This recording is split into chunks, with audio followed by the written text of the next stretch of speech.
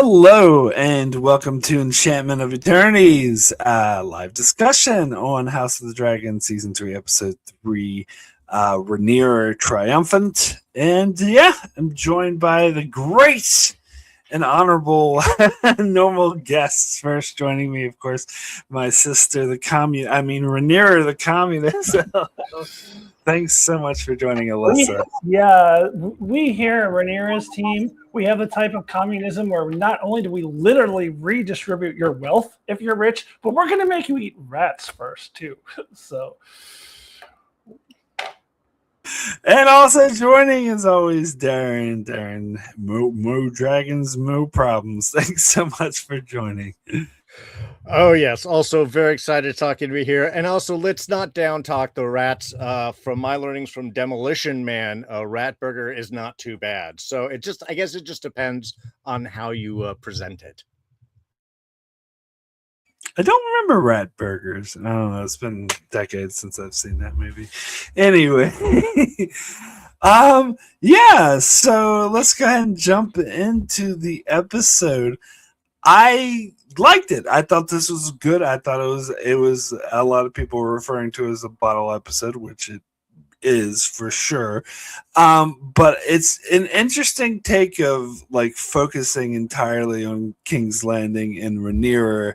I think that was needed after seeing her take King's Landing. I think this was a great decision to do this, and the way that they filmed it, kind of like a West Wing episode where they're following everyone walking and talking a lot.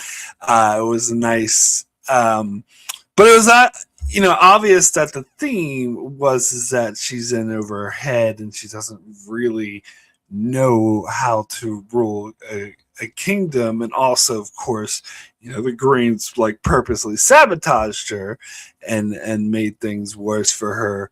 And it's interesting. I'll be interested to get your guys' take on this, because I've heard different opinions on whether or not she's made the right decisions in this episode. I've heard one opinion say, everything she did was the right thing.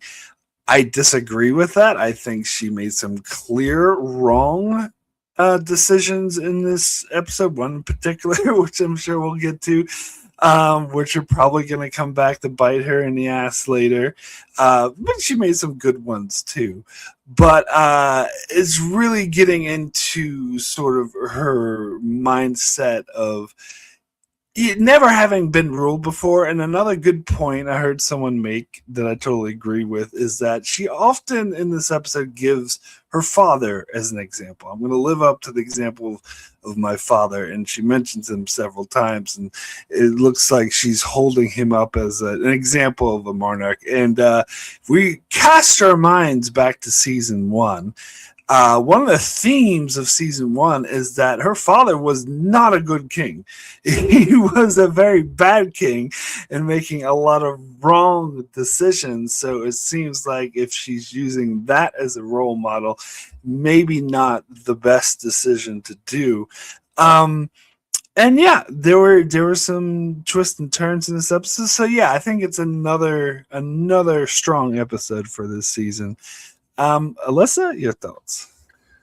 Yeah, I like this episode a lot more than I thought I was going to. After watching the trailer, I was expecting kind of a down episode and, maybe just basically a filler episode. But I think it was a lot better than that.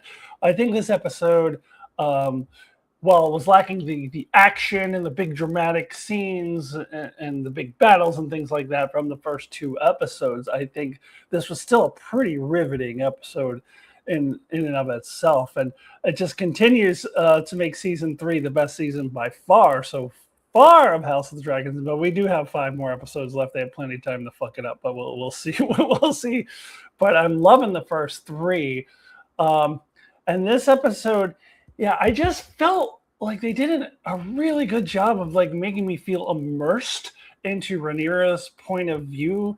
It was stressful to watch this episode, and I think that was like the point. The way that they would follow her around, and just people were talking at her, and all these different things are going on at once. And there were certain scenes, like the one where she's sitting on the Iron Throne, listening to the the petitioners, and this happened a few times, where you just hear this high pitched whine, and you kind of hear muffled voices in the background, like you're seeing from her point of view, where it's like bah, bah, bah, bah, bah, bah, like woo, and she's like gripping onto the Iron Throne, and there's rats everywhere. She's constantly almost stepping on rats, and like you can feel like the stress that that like I felt really immersed in the episode. Like I felt like they really made me feel like Rhaenyra was feeling, which I thought was excellent. I thought they did an amazing job, and Emma Darcy continues to just knock it out of the park this season with this performance. Yeah, I will say though, speaking of the rats, with all of the, I don't know, with the other book changes that have happened that people are complaining about, like Rhaena getting Sheep Stealer, Alicent getting Rhaenyra into the Red Keep, and those sorts of things. The one that really pisses me off the most is, where are the cats? Where are the cats? The cats should be here by now. In the book, they have Otto Hightower calls in the cats immediately after Aegon hangs all the rat catchers. I don't know. I think they probably kept the cats away for a little bit because of this. Like they wanted to, it did really add to the scenes a lot. And of course, we'll get to the dead rat scene that I referenced earlier. And so, I mean, the rats are serving a purpose. So I do actually, I'm kidding that this really bothers me. It doesn't. the rat, but cats are a part of the canon of even the TV show of Game of Thrones. We see Cyril Farrell like training Arya with the cats and all that stuff. And I can't remember if Tommen liked cats in the show too. I remember in the book at least he had cats. He did. Okay. Yeah. So cats are part of the canon. So where are the cats? They're supposed to be here by now. I'm wondering if just like at the very last episode, they're just going to have somebody say, and by the way, we should get cats in here, because it is canon in the present day. But I did actually I forgive them not having the cats, because I think like constantly stepping on a rat, almost stepping on a rat, and the rats being on the Iron Throne and all that, it really adds just to show, what a clusterfuck it is. And I also like the imagery of like everywhere they go, you see like green banners falling on the ground and everything is just a mess. Like everything just feels messy and just completely out of sorts and everything. So yeah, I really like this episode. I would point to actually two major decisions that I felt like she really fucked up on. That and the theme of is like pissing off the wrong people. Like I think that she's pissing off the wrong people. That is not going to help her. One of them actually is a change from the book, and we'll get into it. I'm not going to say I don't like it yet, but I am scratching my head and wondering where are they going with this. We'll talk about it more, but I'll just say it's the Corlys, like denying Corlys's sons being legitimized. I was going to call it unbastardization, but it's being legitimized. She doesn't do that in the book, and it seems like, why is the show having her piss off Corlys like this? I don't know. So I really want to see where they are headed, where they're going to take that. But we'll discuss that when we get to it. But yeah, I think overall, I thought this was a really, actually surprisingly riveting episode. I was really into it. Yeah, and I think we can discuss that more in the spoiler section too. Yeah. Yeah, I mean, we can discuss it a little bit in the non-spoiler section, but I think we can get more into the nitty-gritty of where they might be headed when we get to the spoiler section. Yeah. And I will say, as far as the cats go, I was actually expecting them to say that in this episode, because the rats were a theme. I thought Rhaenyra was eventually going to go, let's bring in some cats to get rid of all these cats. Yeah. Maybe that's coming. Maybe it's gonna. Yeah, she's gonna do that. I mean, that would be the best decision that she would have made in the episode if she decided to bring in the cats. I don't know. I think it's going to be the very last scene of the entire show. Somebody's just going to be, why don't we have cats? God damn it. And it's just going to be the last scene is cats running into the Red Keep. That's going to be how the whole show ends.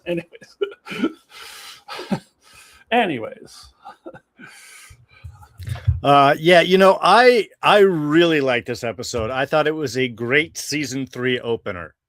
It did everything in an opening episode needed to do. Because let's be clear, the first two episodes of the season, those were definitely the last two episodes of last season. And to me, this really underlies it. One, I do love the fact that we spend the entire episode in the Red Keep outside of the opener when we have Ormund's surrender and everything. I think it's great that we have this focus, and we do have a change of focus. Last season was all about, the sacrifices and the cost of getting, becoming a ruler, of gaining rulership. Now we can see that the theme this season is going to be the cost of what it is to retain that rulership or to be a ruler. We do see a real change in Rhaenyra in this, which I love, which is the weight of that rule. There's starting to be some cracks coming in. The rage is coming in. There is a shift in her emotionality. Like I said, the stuff that I thought that we had dealt with, to me, this feels like a difference. If we had waited a year or 2 years between last episode and this one, it would have felt perfectly right, because now she is getting her house together, trying to figure out, not having any help or very little help with it. I love the fact that she throws out the small council. Fuck them. They were useless anyway. Good choice. And yeah, I think one of the themes, at least, of this season is definitely going to be the difference between doing things right and doing the right thing. Because she is very focused on, we have to have the big ceremony, we have to have everyone here, and we have to do this big proper way, and we have to do all of these things. There's all of these trappings of rulership that she feels kind of committed to. And I think that's very much in conflict with the difference that she wants to bring forth. The communist rule, actually helping the people, doing those types of things, ruling more mercifully. Daemon does sort of bring up the ideas, after all that you've done, you still don't know who you are. And while, as usual, Daemon is seeing this in a much more of conqueror kind of way, I think with Rhaenyra, it's still trying to figure out, like, what kind of ruler are you? Which is why I really love the Alicent scenes, where we start to get a little bit of humility, where we start to see the difference between how you think ruling is going to be and what it actually is, and what those costs are. The sacrifices. What good choices, what bad choices do you make? And yeah, she stumbles into a couple of them this episode. If it's a change from the book, I am hoping that it's something that's dealt with quickly, because that is an annoying one. But if we can perceive it as her concerned with how things appear versus what she wants to do, she's still caught up in which choice do I make all the time. One way she's like, I got to keep people on my side and not make it look like I'm messing things up too much. On the other hand, she's having the gold cloaks go and raid their houses and take their food because this is the way things have to be. I think she's very much caught in the middle of that. And I love how throughout this episode, they do start to show that maybe there are some cracks starting to form in her psyche, or costs of those choices. And to me, that starts to become a little bit more delicious. One, you have the Targaryen craziness, which is always fun to mess with. But the other is just kind of like, how are they going to weigh all of these choices? And how are they saying is maybe her flaws, or what she can't do great and why she can't? And we'll get into those more as we hit certain points of the episode. But overall, yeah, I thought this was great. And again, thinking of it as a season premiere, I think it really sets the stage for a 6-episode fast track season. Awesome. Move like this, and I'm good with that. There was another thing I forgot to talk about. Because Darren reminded me, mentioning the madness of the Targaryens. I saw a post on, I think it was Facebook, that said something along the lines of, they're giving Rhaenyra's story arc is giving us the slow descent into the Mad Queen story arc that we deserved with Daenerys. And legitimately don't know where they're taking Rhaenyra's character on the show, because show Rhaenyra has always been really completely different than book Rhaenyra. Same with show Alicent is completely different than book Alicent. So I legitimately don't know how deep into the madness they're going to take her and how much of a mad queen she's going to become. But they did really open that door in this episode, like her seeing Jace walk by and like the music they're playing, and she seems to be acting paranoid. And so I think they're definitely opening the door for her to start making that descent into becoming the mad queen. And if they do that, I agree that it looks like they're going to be doing it in a more gradual way that they should have done with Daenerys, if that's what they wanted her to be. Not just like, hey, you know what? I think I'm just going to burn women and children for no reason. Like, what? Where did that come from? I don't know.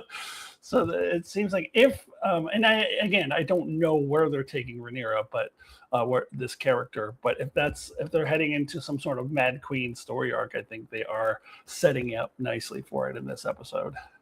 Yeah, and that violin screech is always like that perfect kind of little background. Oh, she's going a little crazier. Yeah, love that. Yeah, and the other thing I was going to say is that it's interesting. I think in our discussion last week, Darren, you were kind of talking like your impression. Don't want to speak for you, but something like your impression of at the end of the episode 2, you're like, oh, well, what is there left to do or whatever, because the war is won. And it's interesting because in this episode the characters take that perspective, that Daemon is like, oh yeah, the war's over, we won, and then they're acting like everything is like already solved, but clearly it's not. and they're learning that. Yeah, well, and I think that they did a great job with this in again establishing that shift where it's like, okay, now we've ruled. So if you ask the question, what else to do? Well, here's what to do, because now you actually have to rule. And how are you going to do that after everything that has happened? And hey, it's also not a smooth transition. Not a smooth transition of power.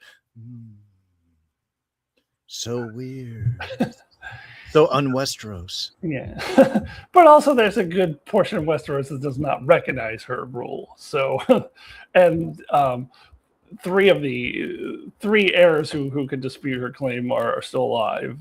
And even though she tries to pretend one of them is dead, nobody was buying it. But I mean, we'll get into more of that. But yeah, there's still a lot that needs to be taken care of. Yeah, the war is not over. She's deluding herself, thinking that it's over. All right, so let's go ahead and jump in to the specifics. So we'll start with the opening scene with Daemon going to visit Ormund Hightower, and I want to talk a lot about Ormund Hightower. And we're not gonna pretend like we don't know the twist and what he's really doing. We'll talk openly about that, but we're gonna save like Rhaenyra's action and the reveal. We'll talk about all that later.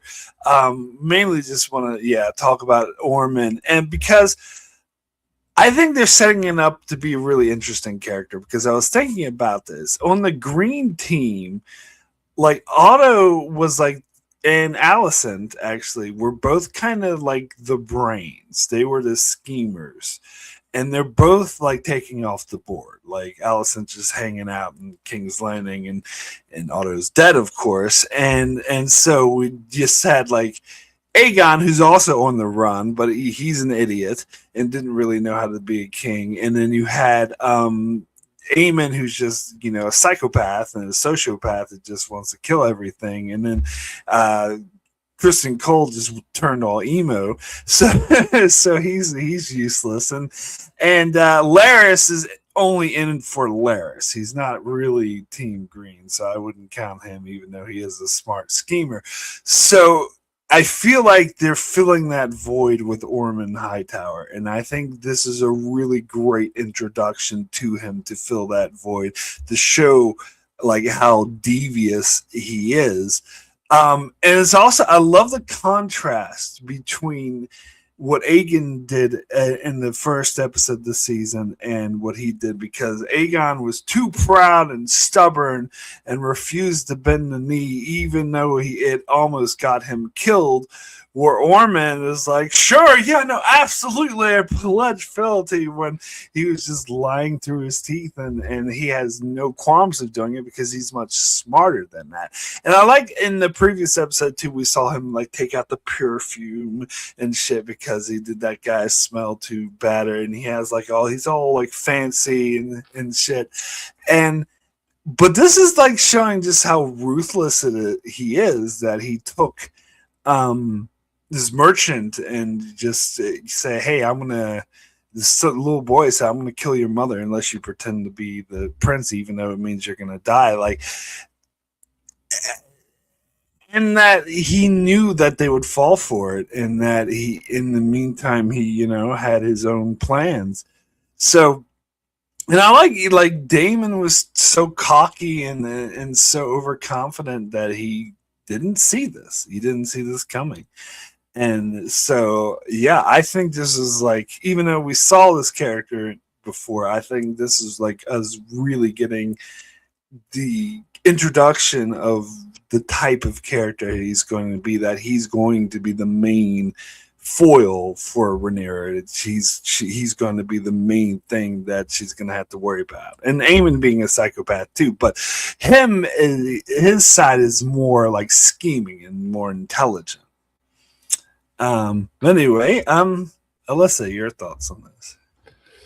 Yeah, I really love how they introduce him as this really scheming character, and then when we get into the reveal at the end about what he actually does, I think that plan too is just really.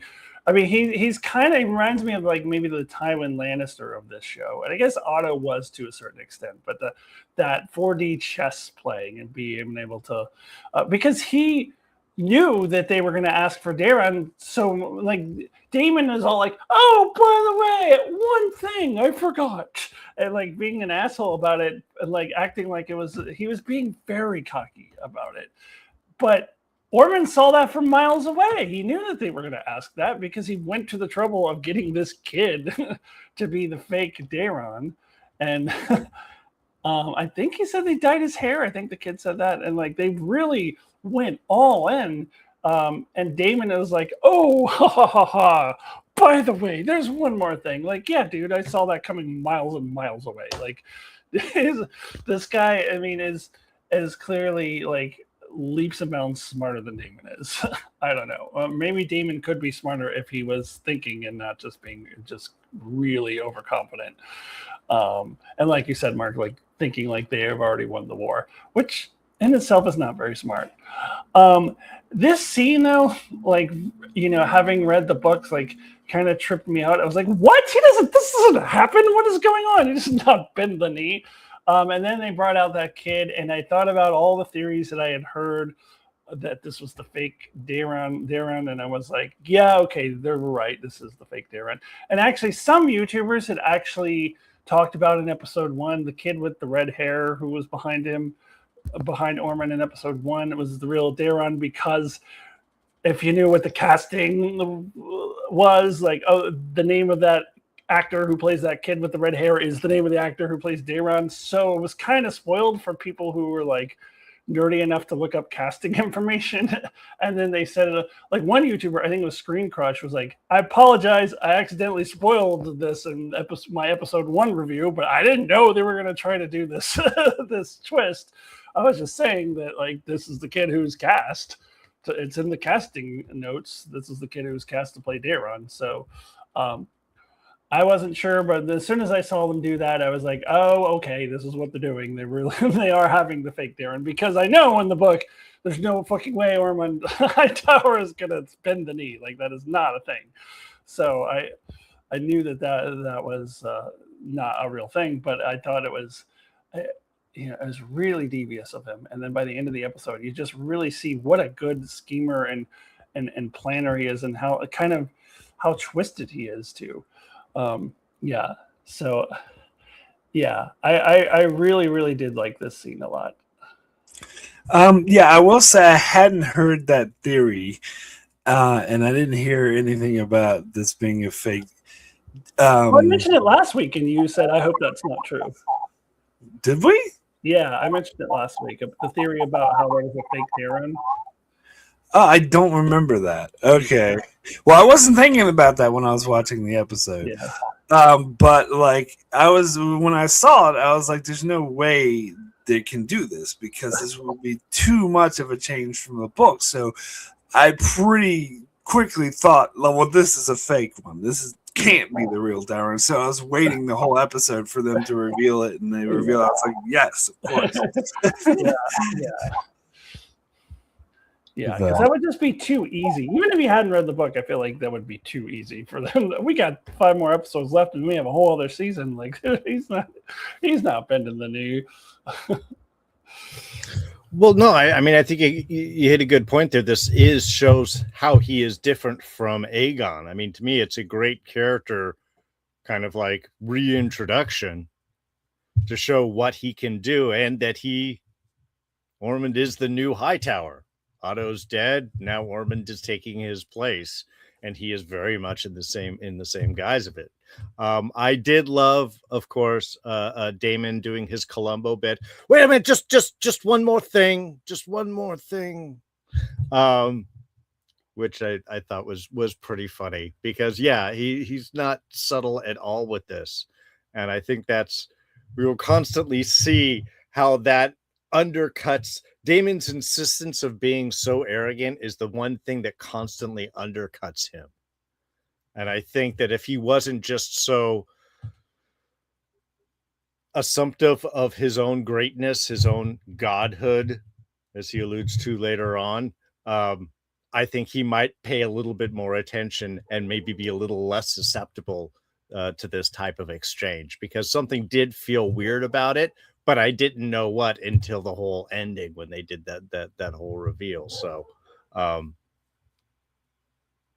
but I mean, again, I thought it was a brilliant way of introducing this and setting up, like you said, what will obviously be our main antagonist going through the season. Yeah, and the other thing is that like Ormund knew that he would lose in a direct confrontation because they had 3 dragons, much bigger than the one they had, though they just have one young dragon. So he knew, and even though they had like shitloads of people, he knew that the dragons could just kill them instantly. So he had to be more devious and think more ahead, and I like that. Yeah, it shows. Also, he didn't want to give Ulf Old Town. Yeah, that would just be bad. Yeah. All right. So let's move over to the very small council. It's just Mysaria, Daemon, Corlys, and Rhaenyra. We had oh god, what's the name of the Grand Maester? Orwell. Yeah. Orwell. I think it's Orwell. Orwell, yeah. Not the guy who wrote 1984, but not Orwell, but Orwell, yeah. Orwell. Yeah. So I don't know if he's actually on the council because I don't think they trust him, but they had him there in that one scene, giving him advice, like trying to figure out where the gold is. And that's interesting too, that the first thing Rhaenyra is like, okay, we're gonna have to have like a huge deal. We gotta have tournaments. We gotta do all these things, and they come in. It's like, we don't have any money. So it sets up like the whole sort of dilemma that things are not going to be as easy. And it's funny that her first instinct was to do like what her father would do. Like, what would my father do? He would have a big tournament. We saw this in season 1. But and also it sets up the fact that she's really concerned about legitimacy, about appearances, about appearing legitimate. And that's definitely a theme that's throughout the episode. And how she feels like doing shit like that. Like, even when they said we don't have any money, she's like, well, we still need to do something. because we need to prove that I'm legitimate. And we get the dynamic between like Mysaria and Daemon, which we saw had a taste of in the previous episode, but this time we get to see them as like advisors to Rhaenyra rather than just arguing with each other. And of course, they different sides and they constantly, argue with each other. Where Mysaria will look out for the small folk, which is her chief concern. And I like how Mysaria was also like, knew enough to know that Orwell was telling the truth, because she's good at reading people, and the way Daemon's like easily dismissing. And I think I don't know if it's this scene or a later scene, but I'll just mention it now with the when Rhaenyra asks Corlys for his opinion. He's just like, I will defer to the queen. And she's just like, useless. And I was like, that's exactly what I'm thinking. It's like, that's pretty useless to just be like. So, and I also like the fact that because I even mentioned, I think last week, that I was like, I hope she doesn't take those stupid men with her because they were a bunch of idiots. And she doesn't. She was like, no, screw them. They sort of betrayed me. They went along with Jace's bullshit, so I don't want them here. And she doesn't even have a Queen's Guard anymore, because I believe she started out with 3 and they're all dead, because it was like Eric, that one dude that got burned by the dragon, and now the other guy, Sir Lawrence, who some people are expecting to see him again or see him killed, but I think that line of dialogue of let him choose how he die was the show's way of saying he's dead now. That's what I got. So she had that one gold cloak following her around, but even he was like, you need to pick, a Queen's Guard. So yeah, at the moment she has just that little skeleton crew to work with, and they don't seem to be all that helpful. Like Daemon and Mysaria are pulling her in different directions, and Corlys is just like, whatever, you do what you want. No advice. So I think it shows sort of the chaos in it. So she is going to have to hopefully, pick some more people. So I wonder if they're going to fill up some of these seats in the small council. Not to spoil the trailer for next week's episode, mention something about a master of coin to take the fall for not having any money. But we'll see what that happens. Anyway, Darren, we'll start with you. It's interesting how you brought up with Mysaria Spouse as the Mistress of Whispers. Reminds me much like Varys of Game of Thrones, both interested in the small folk or the realm. You could say the larger picture, the people that are affected by all of these things. It was an interesting little comparison I caught while we were watching all of the small council meetings. Yes, and as I mentioned before, I'm very glad that the old small council is tossed aside. They were very useless. And again, it gives the kind of raw feeling of just scrambling from the beginning with having almost nothing and all of those struggles that are just throwing on top. Again, you were talking about much like, what would her dad do? Oh, throw a big thing and have all of these people. It's like you have these ideas of what it should be, and then there's the reality of what you can do. Again, becoming reminiscent of what that conversation with Alicent a little bit later on is, there's thinking about ruling and actually ruling. These are different. And also the costs of things, can't get any information from Hightower, and who else might have known where the money is? Oh, Jasper Ironrod. Oh, that's right. And I love David's little laugh in the background, like, oh well, yeah, I guess that's not going to be helpful. Quickly cleaved his head. I mean, he was a dick. He totally deserved it. But sometimes you pay the price for that.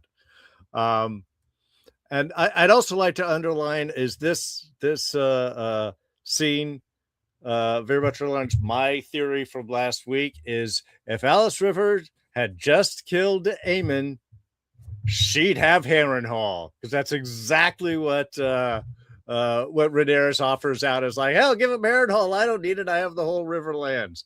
Would have been an easy transfer of power right there. But no, it can't happen because we got to have a show. You can't have Aemon just die like that. And, well, all taken care of. It would be people would be unhappy. They'd feel that was not a proper ending for that character. So yeah, I thought that was kind of funny.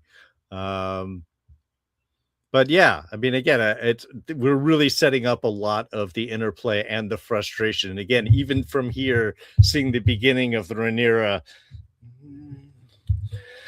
all these things that I got to deal with, and nobody else can, and it's all messed up, and it's not the way things are supposed to be. It's like you're just starting to see that happen here, and I really love that.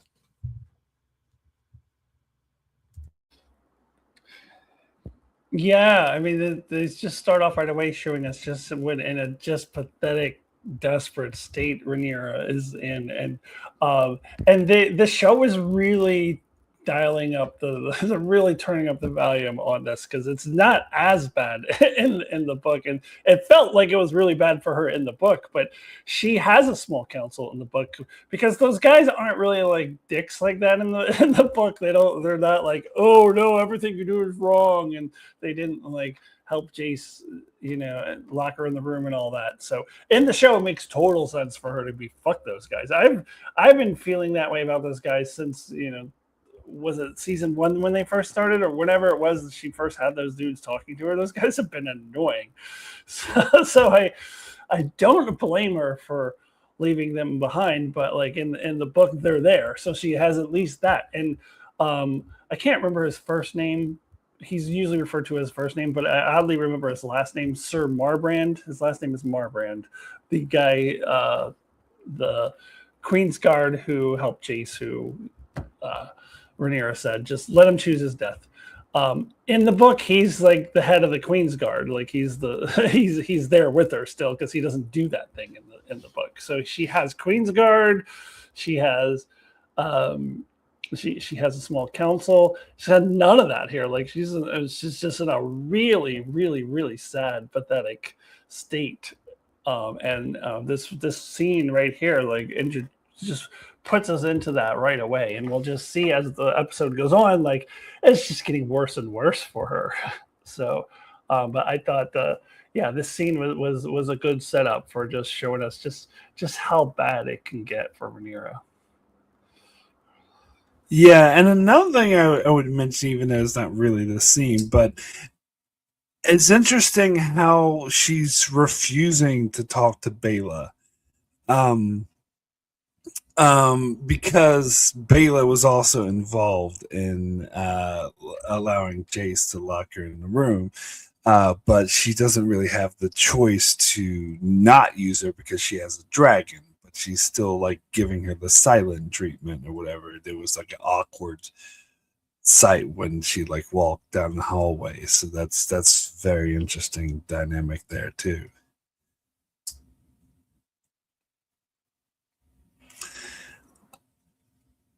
All right. So we'll move over to Alicent and Helena. I'll just talk about both these scenes that they're in.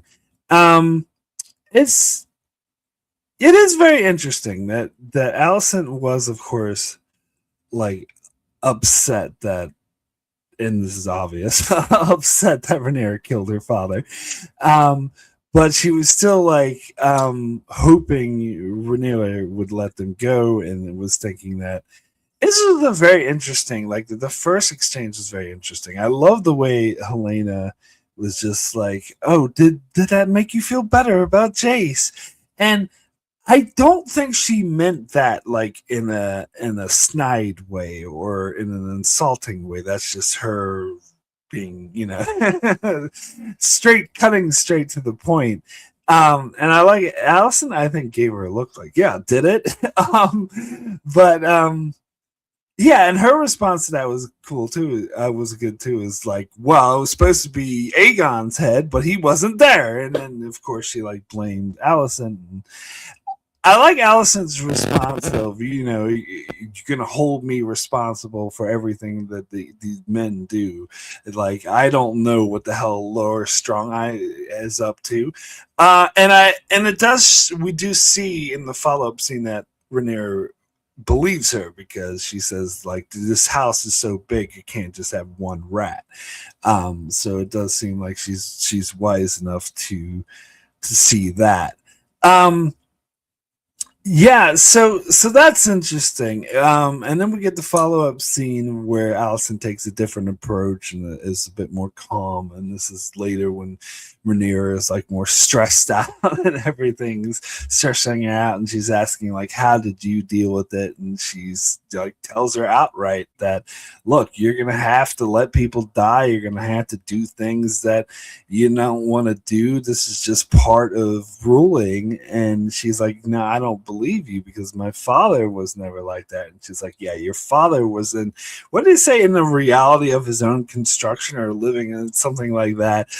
It's like, you and I never suffer that. So it does feel like that was kind of a wake-up call. And it does seem like Alicent is giving her like good advice.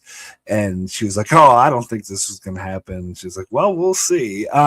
So that was an interesting sort of combo there. Anyway, Alyssa, we'll get your thoughts on this. Yeah, I wanted to mention the Helena thing too. I thought that was great. Helena like comes out with the zingers. Like, she doesn't say a lot, but she comes out with these zingers. I thought that was really great. And yeah, that whole exchange, I thought that they both made good points. I think I said this last week, that I think Rhaenyra's response to "you killed my father" is, well, it was supposed to be Aegon and he's not here. And I assumed Rhaenyra would blame Alicent for it. But Alicent had a lot of good responses. Like, you blame me for all what the men are doing, and like how you want me to protect what Larys Strong is going to do. Like, I don't know, nobody can do that. So that was a good exchange. But then, you see later, Alicent comes back. She wants something from Rhaenyra. She wants her father's remains to be taken back to Old Town, and I think that is legitimate. I think, like, we've seen in Westeros, like, burials are very important to people. So she's like, well, if I want that, then I'm going to have to go and play nice to Rhaenyra now. But I'm really interested to see this dynamic moving forward, because it almost seems like Rhaenyra is treating Alicent like she's her friend, even though she has her captive.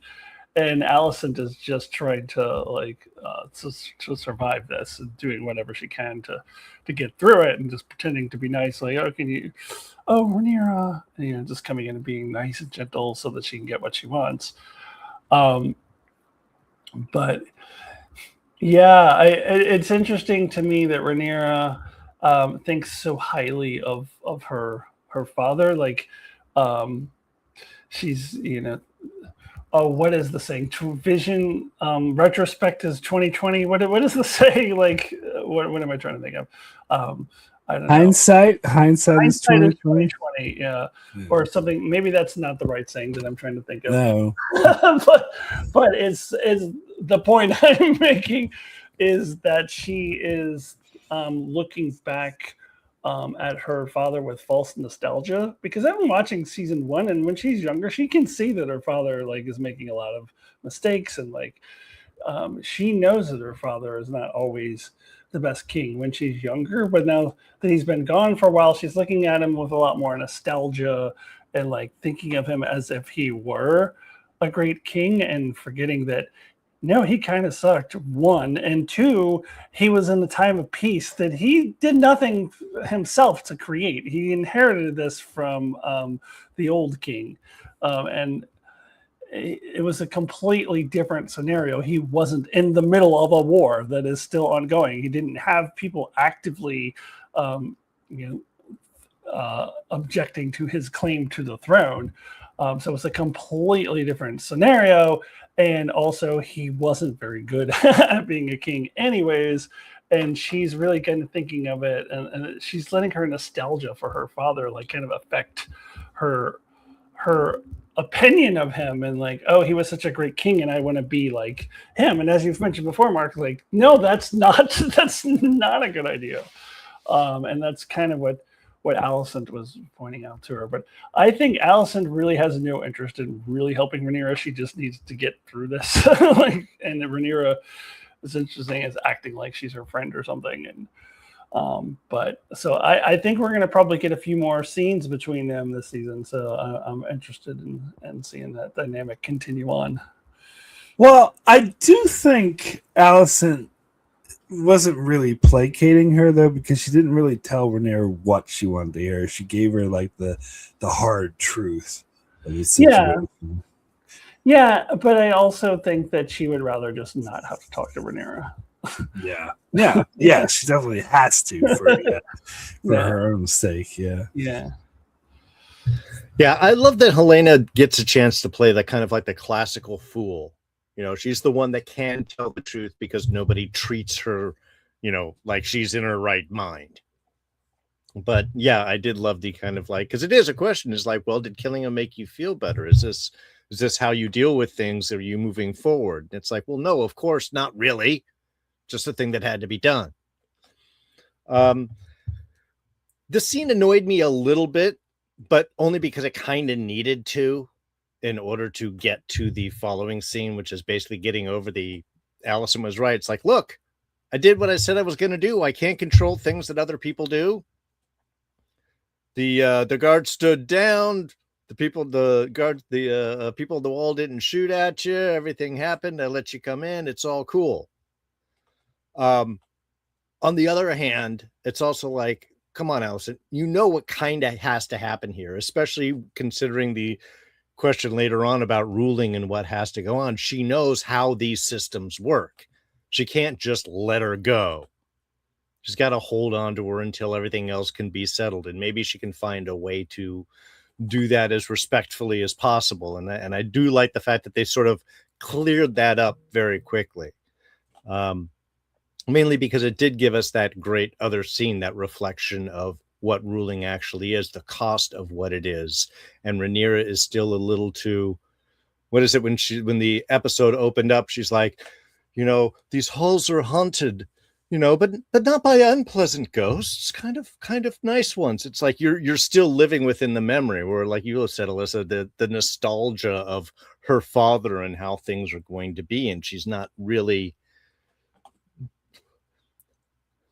I mean, I feel like she should know a little bit more, because there were scenes where she was supposed to be playing at the small council and was supposed to be learning some things. But I think ultimately we find, much like her pulling the sword, you know, against the Kingsguard last season, last episode, she hasn't really been trained for any of these things. So she kind of only can use the ideas of what she believes they're going to be. This is what I believe ruling is about. This is what I think it's supposed to be, without not a lot of that actual hard experience to really guide her. And I think by isolating her, having a minimal small council, as it were, it puts the screws to her a little bit more. And I think, again, it kind of ramps up that tension real well. Yeah, the other thing I was going to mention is when Rhaenyra tells her that, oh, you know, if we captured Aemon, if we find Aemon and we resolve everything, then we can let you go. And she's just like, oh, so the best I can hope for is for you to kill my son in order for me to be free. And I can't remember exactly what Rhaenyra said, but she said something like, oh, yeah, that's must be terrible for you, or something that implied that, hey, I just lost both of my sons. Yeah. So also, how did Alicent think that was going to play out? If she helped to get Aemon out to Harrenhal, did she think that Rhaenyra was just going to let him hang out in Harrenhal? Or like, what did she? I mean, she agreed for her to kill Aegon. Like, did she think that she should have saw that coming too. Like, that would be a part of the deal because Aemon still has a claim to the throne, and if he's just hanging out at Harrenhal tripping balls or whatever, then he still has a claim to the throne. Of course, Rhaenyra was always going to do that. So I'm just a little surprised that Alicent didn't think that through. Well, okay, actually, here is a question, and maybe knowing more about Westeros and their system than I, if she had gotten Aegon was still at the castle, and Rhaenyra had captured him and then beheaded him right there. I guess, obviously, having a body would have made a difference with Septon, but we'll get to that part. Yeah. If she had done that, would the rest of the family still have to be gone because they're related to the usurper, or would that have been a more accepted transition of? Well, yeah. So the official rules of Westeros is the oldest son becomes the king, and Viserys sort of snubbed that by making Rhaenyra be the heir. But so the green side is going by that classic law. So if Aegon died, then according to their rules, Aemon would become next in line. And if Aemon died, and according to rules, Daeron would be next in line. So that's why they're talking about killing Daeron in this episode. Right. So either way, they would all have to die, really, Yes. for there to be a transition of power. Okay. Well, for them to And not... Alicent's an idiot because she should have realized. Yeah. Yeah. I mean, I think there's a world where Daeron can bend the knee and Rhaenyra would have mercy on him. A Daemon would, of course, say you can't do that, as he does constantly throughout this episode. You have to kill him. You have to kill him. Yeah. But in this world where Aegon is dead and Aemond is dead, I mean, Rhaenyra could choose to try to give Daeron mercy if he bends the knee. Oh, yeah.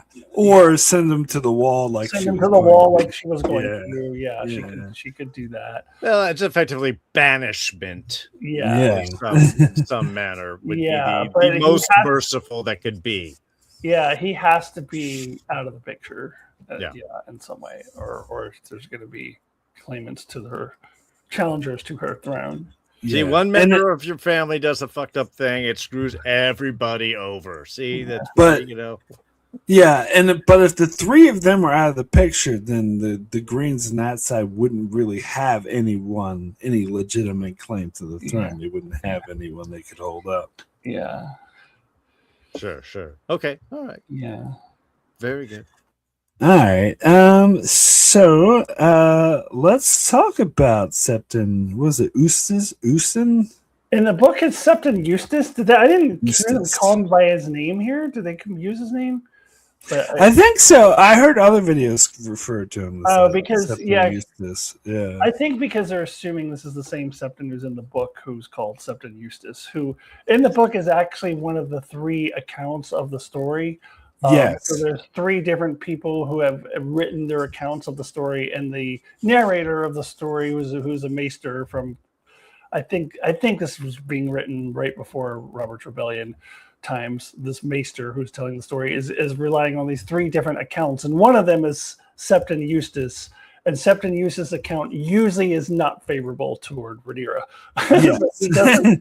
He does not like Rhaenyra in the book, and you can see very clearly here he does not like her in the show either. Very unreliable narrator there. Yeah. So it said that he was the or someone I watched a video said that the same character was in season 1 that crowned Aegon. Yes, and so he we've seen mentions him that before. here. He said, Yeah. I just found your brother a few months ago. Yeah. Yeah, it is the same guy. Yeah. Yeah, so this is an interesting scene that he just like flat out refuses to crown her, and she's just like, oh, why not?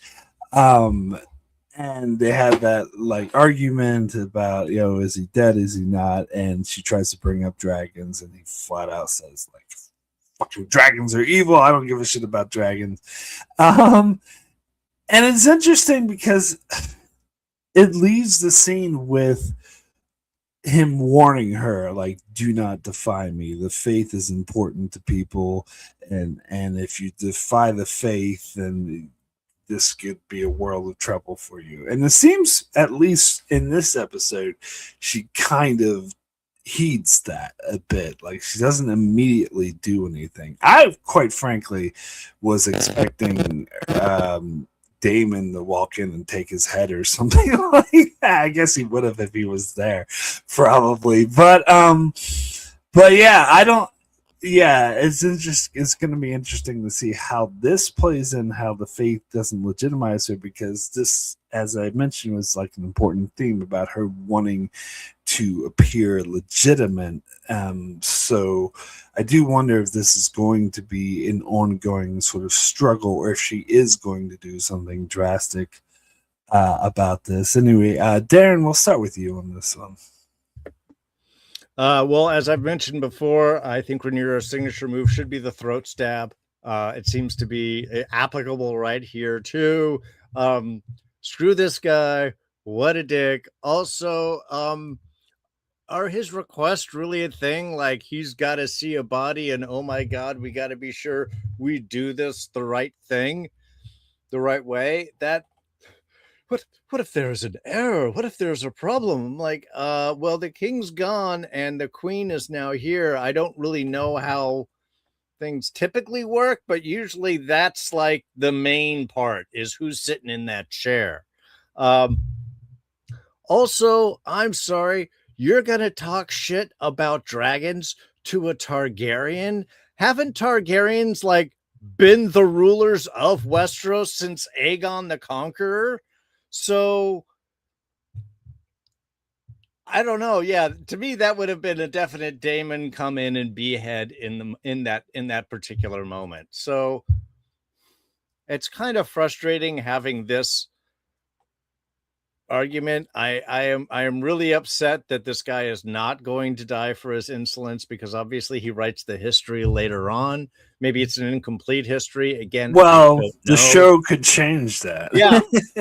I mean, that is very true. No, it was another guy with the same name. It was his twin brother. Yeah. Alan. No. So yeah, that was just the one thing that kind of caught me. I'm just like, dude, why are you talking shit about Drake? Haven't all of the kings been? I think what I think Rhaenyra had said it right when she was what was it? It's like, well, haven't I done these things? And how could I have done these things if it was not the will of the gods? So again, it's just another one of those layers of frustration. I guess we'll get to that when she has that character she mysterious about rage and all of the things that are building up inside. And this is just one of those things, being undercut, being betrayed, being, just treated. All of it is just slowly coming in. And this is just like one more of those little steps. So anyway, screw this guy.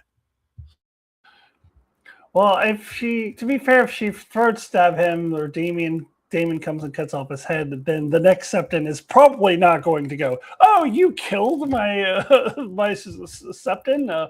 Sure, I'm going to anoint you. Like, I think... Well, I mean, they would threaten to kill him, too. Maybe eventually they would get to a coward who would do what they said. Yeah, maybe eventually. But, I mean, I think there are some truth to what he's saying, as far as you don't want to piss off the church as an institution, because you can kill a bunch of Septons. It's not going to get the church of the seven as an institution behind her. So I don't totally mind her not killing this guy, even though, yeah, he's a total dick. But also, like, he sees right through her. It's interesting that when Alicent first proposed the idea of just claiming that Aegon is dead, I thought Rhaenyra was dismissive of that. Like, oh, you just want your son to live. You want to save your son. And so I didn't think that she was really going to do that, but it just seemed like right in the moment she was like, yeah, Aegon's dead. Yeah, that's the ticket. Like, she was just trying to improvise. And and Septon Eustace just saw right through it. I mean, it was obviously bullshit. And I'm not saying like I'm on his side. Like I agree, I agree with you, Darren, for the most part. Like I did not particularly like this guy, but looking at it from his point of view, I could see why like he would not. Why would he buy that? And the whole thing of we have to have a body. I mean, I think that just he has biased against Rhaenyra to begin with, and that's why he's like, oh, do we have a body? Because I think he probably knows that she doesn't have one, and he does not want to anoint her. So that's why he's saying that, because he just has a bias against her to begin with. So he's like, oh yeah, show me a body. If it had been someone that he liked, he would have been like, oh okay, you can be. Especially if it had been a male person, like king, like, oh yeah, sure, you can be king. But I think it's his bias against her. But that said, like he saw right through her. She was trying to improvise, and she's just not good at that. She just decided in the moment, it feels like, to be like, oh yeah, well, he's dead. Because I don't know if she's planning to like put that out far and wide now, or if she has done that, because I maybe it's me, but I got the impression when Alicent first said it, she was dismissive of that idea. So I think it was before this scene. I could be wrong, it could be after, but she does tell Sir Luther, the gold cloak guy, hey, let it be known, like tell everyone that you found Aegon dead. Okay. Yeah. Look, so I don't. Yeah, I can't remember if it was before or after the scene, but I do know she did say that to him. Okay. So she is putting it out there. Okay. Look, if U.S. interaction with third world dictatorships have taught us anything, is transition of power is: are you going to support us? No, kill. Next person. No, are you going to support us? No, kill. Next person. Usually, by the time you get to the third guy, is like, "You're my man." But that might be a little more complicated with the septum. I don't know the religious structure here. Especially since it is like they're the Vatican per se of the Church of the Seven is in Old Town, like the seat of the Hightowers. Yeah. So I really think they're going to have a hard time. Rhaenyra is always going to have a hard time getting the church on her side, and if she just keeps killing Septons, I don't think that's going to get the church in Old Town behind her.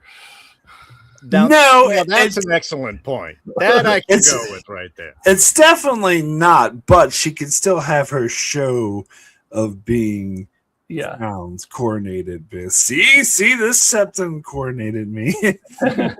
Yeah, she could. She certainly could. Yeah. But also, like I don't know this for sure, but I get the impression that the church is one of the main reasons why that rule has to be a male heir exists in the first place. There's like that religious tradition, and so that's another reason why he's very much against her. Yeah, and another thing that came up when I was reading the book that I think is just general Game of Thrones canon is that the church does not allow for incest except for Targaryens. because the Targaryens conquered Westeros. You guys have dragons, you can have incest or whatever, but it's frowned upon, or as it should be with other houses. So, and that's another. I think historically, the Church of the Seven is not a huge fan of the Targaryens and their dragons. Yes. This guy is just probably a little bit more bold than And there was actually a war that was fought over the church, the like faith militant and the Targaryens because of the incest. And I think like the truce was like, okay, you guys can have incest, but not anyone else. Yeah. The treaty of first cousins. All right. So Let's move over to Lord Corlys. This I love the awkward dinner scene where Rhaenyra looks so uncomfortable. It's like, oh, as you might have guessed, these are my sons, and she's like, I had not guessed that. Um, but yeah, she was like, she seemed so uncomfortable, and she was like, we've all done this before. It's all good. I'm not gonna hold this against you. Blah blah. It's fine. And then she just goes back to eating. She's like, well, on that note, I would like for you to legitimize. And I love the way that Emma Darcy played this. It was so, like, you could tell how uncomfortable Mira was, how much she wanted to say no, but didn't want to piss off Corlys. So she did this kind of, I don't know if I call it like passive aggressive or maybe like avoiding conflict, like, oh yeah, no, sure, yeah, whatever, like playing it off like she would, but although she never said she would, but she didn't like turn him down. And then, like, when we get the knighting scene, which we'll talk about that some more, but when she says, "Oh, Adam of Hull," and you can tell the look of like confusing disappointment on his face, and then of course Corlys confronts her about this. So when I mentioned at the top of the video that she made one huge mistake that's going to bite her in the ass, I was talking about this, that pissing off Corlys is the last thing that she should want to do. But I can understand like where the show's going with this, especially when they're getting the theme of this episode was her wanting to seem legitimate, and she's worried that she starts legitimizing bastards, especially since her sons were accused of being bastards, that it wouldn't look. So she's letting her fear control her, and which is a bad decision because you don't want to piss off the person who's the most loyal to you and one of the people that you need the most. And this was a great scene. I like how he just flat out says, like, your sons are bastards. That son who just died, he was a bastard. That guy I was going to make my heir, he was a bastard. The one who's now your crown prince, he's also a bastard. Why do your bastards get to live as royals, but mine don't? Like, just tell me. Like, and he just yells it out. And I like how like caught off guard she is. Like, she doesn't know how to handle this. And yeah, as Alyssa mentioned, this is a change from the books. This has not happened in the books. So I'm very curious to see where they're going to take this. If she is going to change her mind, maybe she's going to realize. But I think in a way, this is kind of a damned if you do, damned if you don't situation, because I think if her fears of people delegitimizing her because of this, I think are real. But I would say personally that's the lesser of two evils. I think pissing off your hand of the queen who has the fleet that you need is a dumber thing to do than risking people bringing up, oh, she's legitimizing bastards or whatever. But anyway, Alyssa, what are your thoughts on this? Yeah, he even sounds a lot like his brother. Like when he goes, the bastards! Like he sounds almost exactly the same. And I'm pretty sure that was probably intentional, that both on Corlys's part, but also for the director, like to try to recreate that scene. Yeah, I can see from her perspective why she would be afraid of that happening. It's too bad that she doesn't have Helena or Alice Rivers, who I've mentioned before. Both of them, I think, can see through the fourth wall and see what happens in the book, because someone can tell her, you legitimize Corlys' sons, no problem, and that does not happen in the book. I don't think it's not even mentioned in the book that that's a possibility. So it turns out her fears are for naught, because that wouldn't happen.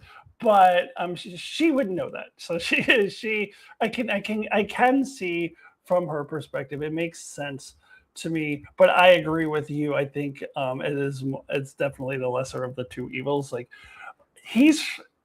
one of the 3 people in your small council. He's your hand of the queen. Like, you cannot piss this guy off. I think that, this will come back to bite her. And we'll talk more in the spoiler section where we think they might be going with this, because I don't know. Like, I'm like, she does not piss him off like this in the book. So I'm like, what is going on here? Is she going to change her mind eventually? Is she going to cave because she's going to realize that she needs Corlys? And then Corlys may at that point try to bleed her for more, like try to get more out of her. Oh, you want me to come back to you? Okay, well, I want this, this, and this, and this. So I don't know if that is where the show is going to take us, or if we're going to go off on this direction now where Corlys is now pissed off at Rhaenyra, and then I don't know what happens now, because that's way off book. So I'm really, really just curious to see where they're headed with that. Oh, another thing I wanted to mention in Corlys's argument, I did like how he mentioned, I did everything for you. Like, he really did. Like, I was going to name this bastard my heir for you. Like, and he really had good points there. So I guess we'll just see where the show is taking this, because I don't know. I don't know what's going to happen, if she's going to cave, or if this is just, Corlys has got out of here. Well, especially when he hits him with the line during that dinner is, without them, my line is ended, my name erased. My place burned down. I lost everything. My wife is dead. She sacrificed for you on the field. My place burned down, and I haven't asked for anything. Just this one small little thing. I do hope this gets settled quickly, because this was last week. We're all talking like, oh, this will just be like they'll hand wave this thing, no problem, unless they want to find like some weird drama point for it. Well, I guess they did, and I mean. Yes, it's very frustrating because it is such a bad decision on her part. I do get her obsession with legitimacy. She wants to be legitimate. Is it right for her to just make these people legitimate? Again, who gets the legitimacy and who does not? That final scene is, your son's a bastard. They're all bastards. Well, I was thinking it was like Doc Brown afterwards. It's like, it's your kids, Rhaenyra. They're all bastards. Sorry, I don't know why that came up for me. So it's like, I get why, from a character standpoint, this is a struggle point. She's trying to weigh these things. What's legitimate? What is the right thing to do? How do I be right? How do I do right? How, what is this balance point? And this is definitely going to bite her in the ass, because this is somebody that she needs, and someone who has sacrificed and done so, given up so much, lost so much. If anything is going to try and shake her out of this, it should be something like this. So, I mean, they could use this as a great kind of wake-up call, but I think with, again, the added stressors that are starting to twist and pressure Rhaenyra, I'm not sure if they're going to settle it quickly or not. Again, I don't even have a book to go after, and I have no idea where they're going with this. Oh, another thing I was thinking about is when he's saying, I have no heirs. So it seems like Rhaenyra is going on this idea that women can inherit the crowns only for her and not anyone else. Because I was thinking about, well, what about Baela? Her last name is Targaryen, but couldn't she be the heir to Driftmark? And then I thought, wait a minute, if by that logic, shouldn't she be the heir to, wouldn't she be in line for succession? I guess since she, that's Daemon's daughter and not hers, her sons would still be above it. But wouldn't she be in there somewhere for being the heir of Driftmark, if you're now allowing women, or is it that rule only to Rhaenyra? They actually addressed this last season. they had a scene with Corlys talking to Bela, and he said, "Oh, I will name you my heir," and she was like, "No, I am fire and blood. Driftmark must pass to Salton Sea." Oh So she yeah, turned it down. okay, I remember that Yeah. now. Yeah, I do remember that now. You're right. Yeah. That and was I a guess, good line too. yeah, Yeah. and I guess she would be behind all of Rhaenyra's sons anyway, because she is not Rhaenyra's daughter. She's Daemon's daughter. She is a Targaryen, though. Yeah. So if you're counting women in there, she would be in there somewhere. But I guess she would be beneath all of Rhaenyra's sons. Yeah. Well, that's kind of where she is again disrupted. Is she wants to disrupt the system, but also be accepted by that system in the same way. Jay Cayman in the chat is asking why I don't get why she even wants Joffrey to be her heir, make it the firstborn of her and Daemon. Why? Because it's still following that old legitimacy line. It would be Joffrey first, and then if something with that, then it could be Daemon. You know, the child with Daemon or something. Yeah, it's not up to her. She can't just skip one of her sons. I mean, unless she would admit that he's a bastard, which she wouldn't do. Right, exactly. So I mean, it's that's kind of the thing. Yeah. She wants to fit into this system, but she doesn't. But she wants it to change just for her. Again, I want to be legitimized to be a female ruler, but it's only going to be around me, and we're not talking about changing anything else in the system yet. And I think that's where Missandei and hers are kind of, or Mysteria is the kind of struggle is maybe between her and Daemon is where do we pull Rhaenyra in regards to thinking of the people versus thinking of the royals. So in the, I don't know if the show is going to do this, but in the book, she does make an official decree that men inherit. She was like, she's just saying, I'm the only exception to everyone else. And she does that to like appease the other lords. But I don't know if she's going to do that in the show or not. Yeah, well, I mean that should work for the Septon right here. I mean, you just let's make a deal, right? Septon. I didn't even remember that. I just read it too. I didn't remember. I didn't. Yeah, I was just reading it too. Yeah. All right. So, where are we up to now? Oh yes, knighting the dragon riders, the dragon seeds. So. Yeah, I was going to mention that at the start, at the first scene where Daemon does the thing. I was like, Ulf, would you want to be Lord of Hightown or Old Town? Like, I feel like that was kind of just like, I don't know, they're treating Ulf and Hugh like dicks. Like, they're not treating them well. And I feel like that was just kind of like rubbing it in Ulf's face that he's not going to be a lord or something.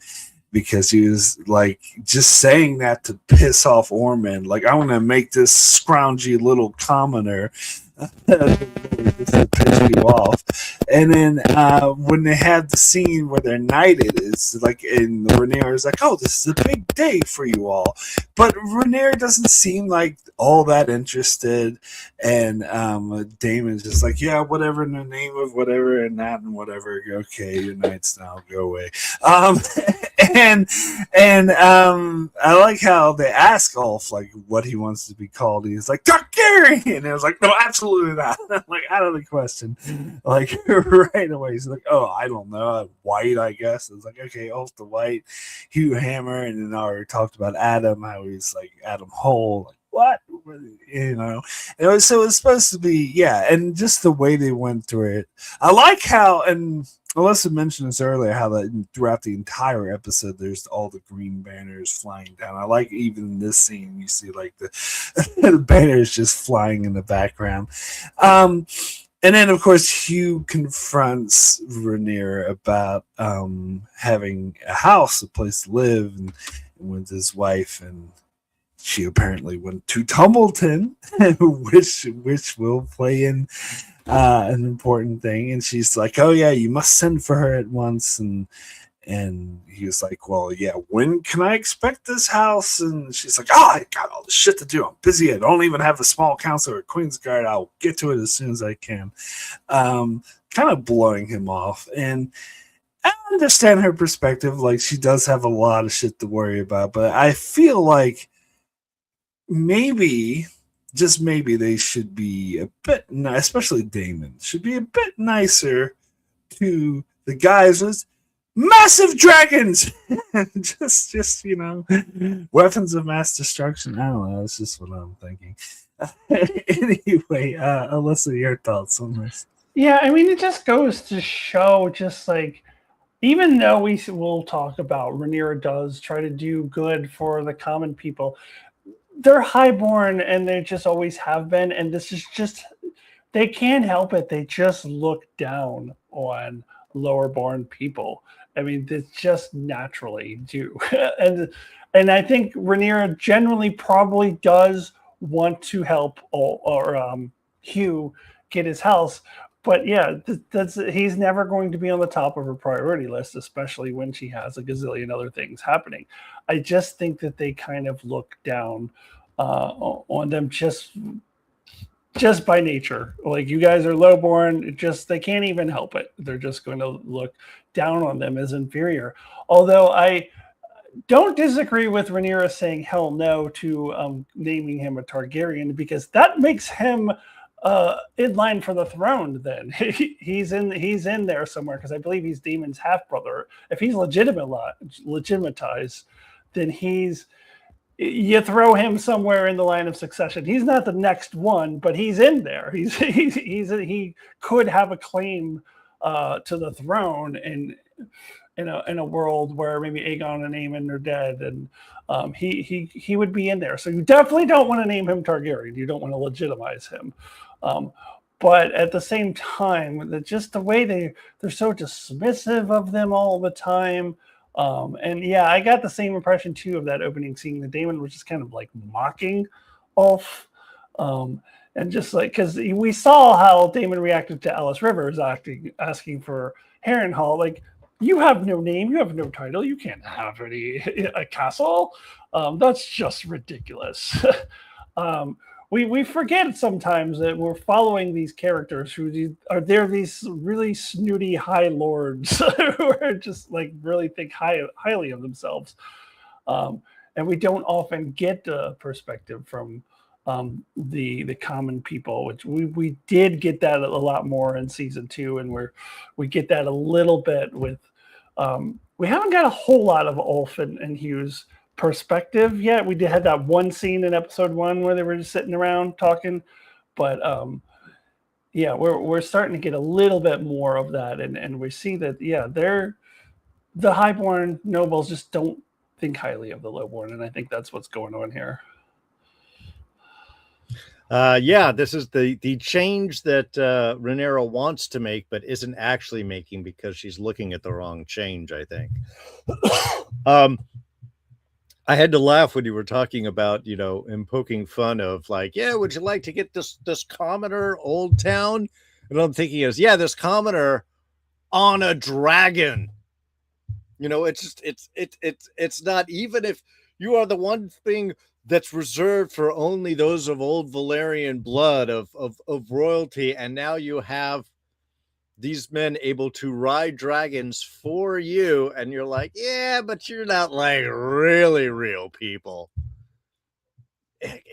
God, that attitude is just, it's gonna screw them over. And if that's part of the cost of what happens to this Targaryen family, I mean, fine, I guess ultimately down the road it happens to them all. But yeah, this is just, it's one of those frustrating. And I love the fact that Adam had that delayed response. Ulf and Hugh were like, yes, we swear. And Adam's like, and me too, I guess. Yeah, I'm with you. Damn it. I did like, because we were talking about Hugh's wife, and I guess we had seen briefly last episode, but now we know that she's in Tumbleton, which is going to play forward. So we get some personal stakes, which get underlined in the end there. So yeah, I mean, yeah, Daemon's arrogance is what is his biggest flaw. I think really that's the thing that's always going to undercut, because that's what pushed Alice away when Alice would have been in a position that she could have gotten Harrenhal. but now doesn't even know about that. And yeah, the whole who gets their name and gets promoted and who doesn't, that's all these people were once nobody anyway. They happened to impress the right person, and then their name became a name, and then they got stuff. So it's following these rules seems so ridiculous. Again, especially since she's kind of a system breaker or wants to be. But I guess that's the problem, is Rhaenyra doesn't really want to be a system breaker, just enough for her. Right. So, let's see. All right. So we get the scene with Rhaenyra on the throne hearing the petitions. And it's interesting because I watched several like behind the scenes things, and they're talking about there was a deliberate parallel between this and the scene with Aegon in season 2, also hearing the petitioners, where they're both like wanting to do well by the small folk, but then there's someone advisor who knows better is like, well, no, actually we can't do that. We don't have the money to do that. And it's interesting, that parallel, because when we covered that, we talked about how Aegon was like an idiot and clearly like unprepared to be king.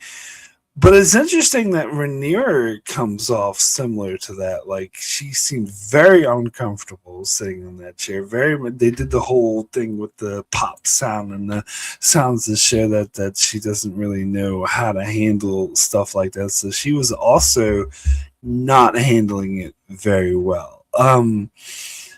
Which I do find interesting. And we'll get more into what she ends up doing for the small folk later, but it is interesting. Like, she was like, oh, you can hunt in the Kingswood, and Corlys is like, it's like, oh, well, just rabbits then? I don't know. Which is interesting. Darren, we'll start with you on this one.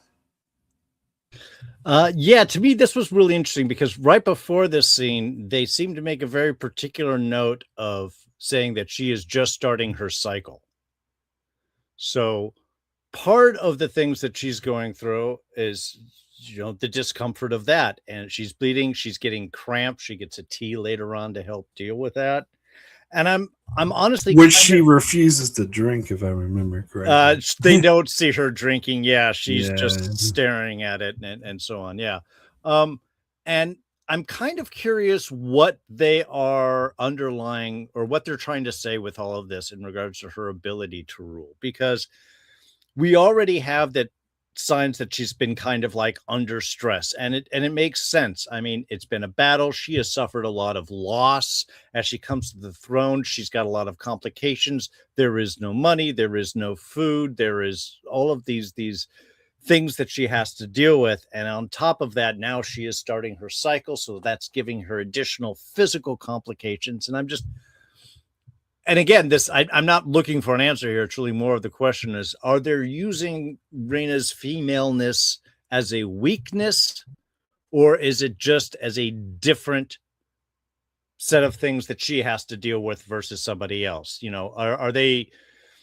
it just the reality of being a woman who is a ruler, or is it an argument against women as rulers? Because not only is she physically having complications, she's dealing with obviously a lot of resistance in forms like, again, not having any money, not having any food, the Septon being against her, having some issues with the other highborn. I don't really know what they're doing, but I think they're doing a good job of overlaying all of these things. There's even a shot, and I think it's just showing the chain that was put on her, because perhaps a chain might show some weight. But because it was curled up at the end, that first shot when she's on the throne, it looks like if her clothes are starting to fray, that she's coming apart at the seams just a little bit. I think it might actually just be it's a 3D little pin, whatever, and it's curled up, but it did give me the impression of things slowly starting to come apart. And considering that we have a lot more of those, super zoom in shots of Rhaenyra, is it just because she's on her cycle and she's dealing with cramps? Is it Targaryen madness? Is it just the overload of dealing with all of these things and not really feeling the support? I find it interesting that the throne in this old fashion has all of the swords, so it really isolates the king, and you don't get your hand right next to you who might be able to quietly ask questions to. It's all very much out in the open in those discussions. So yeah, I mean, again, it just, to me, this is just showing the screws getting turned on her, and just one more thing that she has to deal with while trying to rule. Yeah, I think she's dealing with all of those things simultaneously. The stress. I think the show is trying to lead us to think she might be losing her mind a little bit. But the scene where we see her, that she sees Jace, she definitely seems to be getting a little bit more paranoid. So she's starting to lose it a little bit, and she's on her cycle. All of these things simultaneously happening on the same time. And it's interesting what you brought up about what is the show trying to say about, are they trying to say that women aren't meant to be rulers? Is that the message the show is trying to give? And I did hear that interpretation. Was it last week or no, it was episode 1. It was the first episode where she had the line about, I may have the body of a woman, but I have the heart of a king or something. I recently found out that that's actually like a paraphrasing an actual quote from Queen Elizabeth I in real life, where she said, I may be a feeble woman, but I have the heart and soul of a king, or something like that.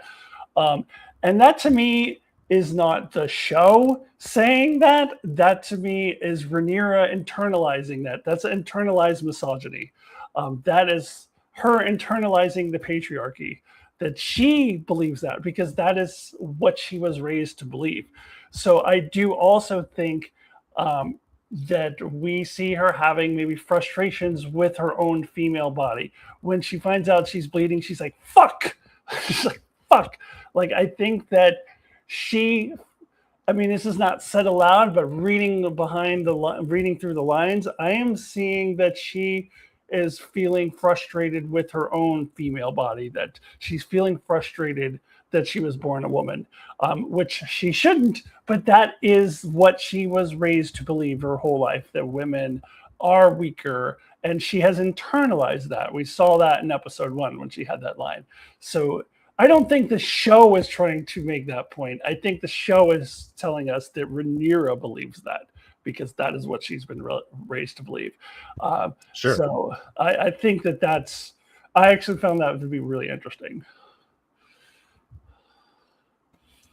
Yeah, and that's also what I was going to say, is that I think that it's not the show saying she's weak, it's her believing that because of the society. I just want to address the chat. Mike Jones in the chat is saying she has 4 or 5 dragons. Go sack something and take the gold. No excuse to be poor with multiple dragons.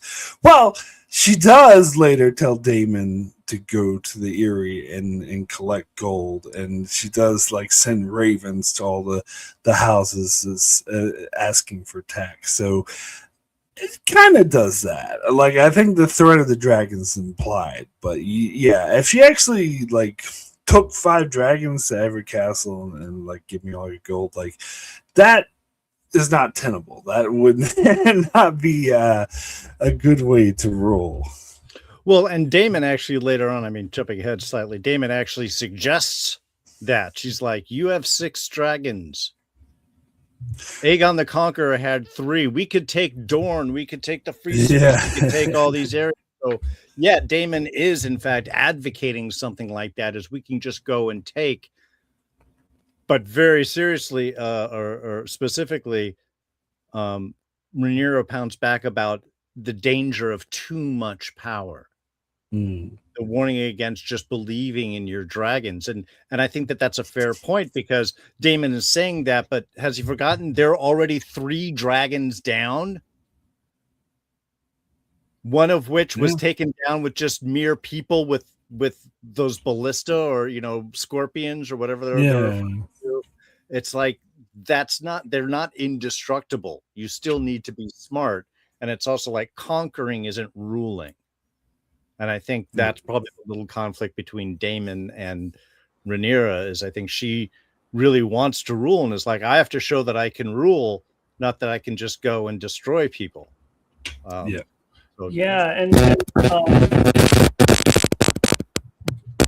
Daemon says, I'm sorry, could you? I think Mark, you might need to mute yourself. I don't know if that's coming from you. Okay.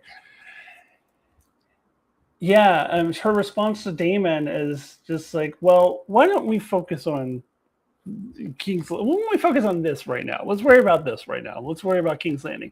And basically, she's just like, I don't even know how to rule King's Landing. Never mind, how am I going to rule the whole world? Like, he's talking about going, across the narrow sea and conquering all of that. Like, she can't even rule like her own castle, the Red Keep. Like, like I can just picture her just being like super stressed out about the idea of having all that responsibility. Like, Daemon is just all about conquering and glory and all that, and he's not thinking, what does that actually mean? Because he's not the one who actually has to do the ruling. Like, you can't just one does not simply just rule over the entire 7 kingdoms and across the narrow sea. Like, it's a little bit more complicated than that. You can conquer all those with your dragons if you want to. Vhagar is still out there, but I mean, they do have more than Vhagar, and there's Daeron's little dragon, so it's not like an exact comparison saying, oh well, he had 3, we have 6, but there weren't 2 dragons on the other side either, and one of them being really huge, so it's a little bit more complicated. But even if they were to do all that, then what? Now I have to rule over all of this. So I don't know. I don't think Daemon really thinks. He doesn't, because that's how we got into this. They got into that whole mess with the fake Daeron, because he doesn't think. he just wants to conquer.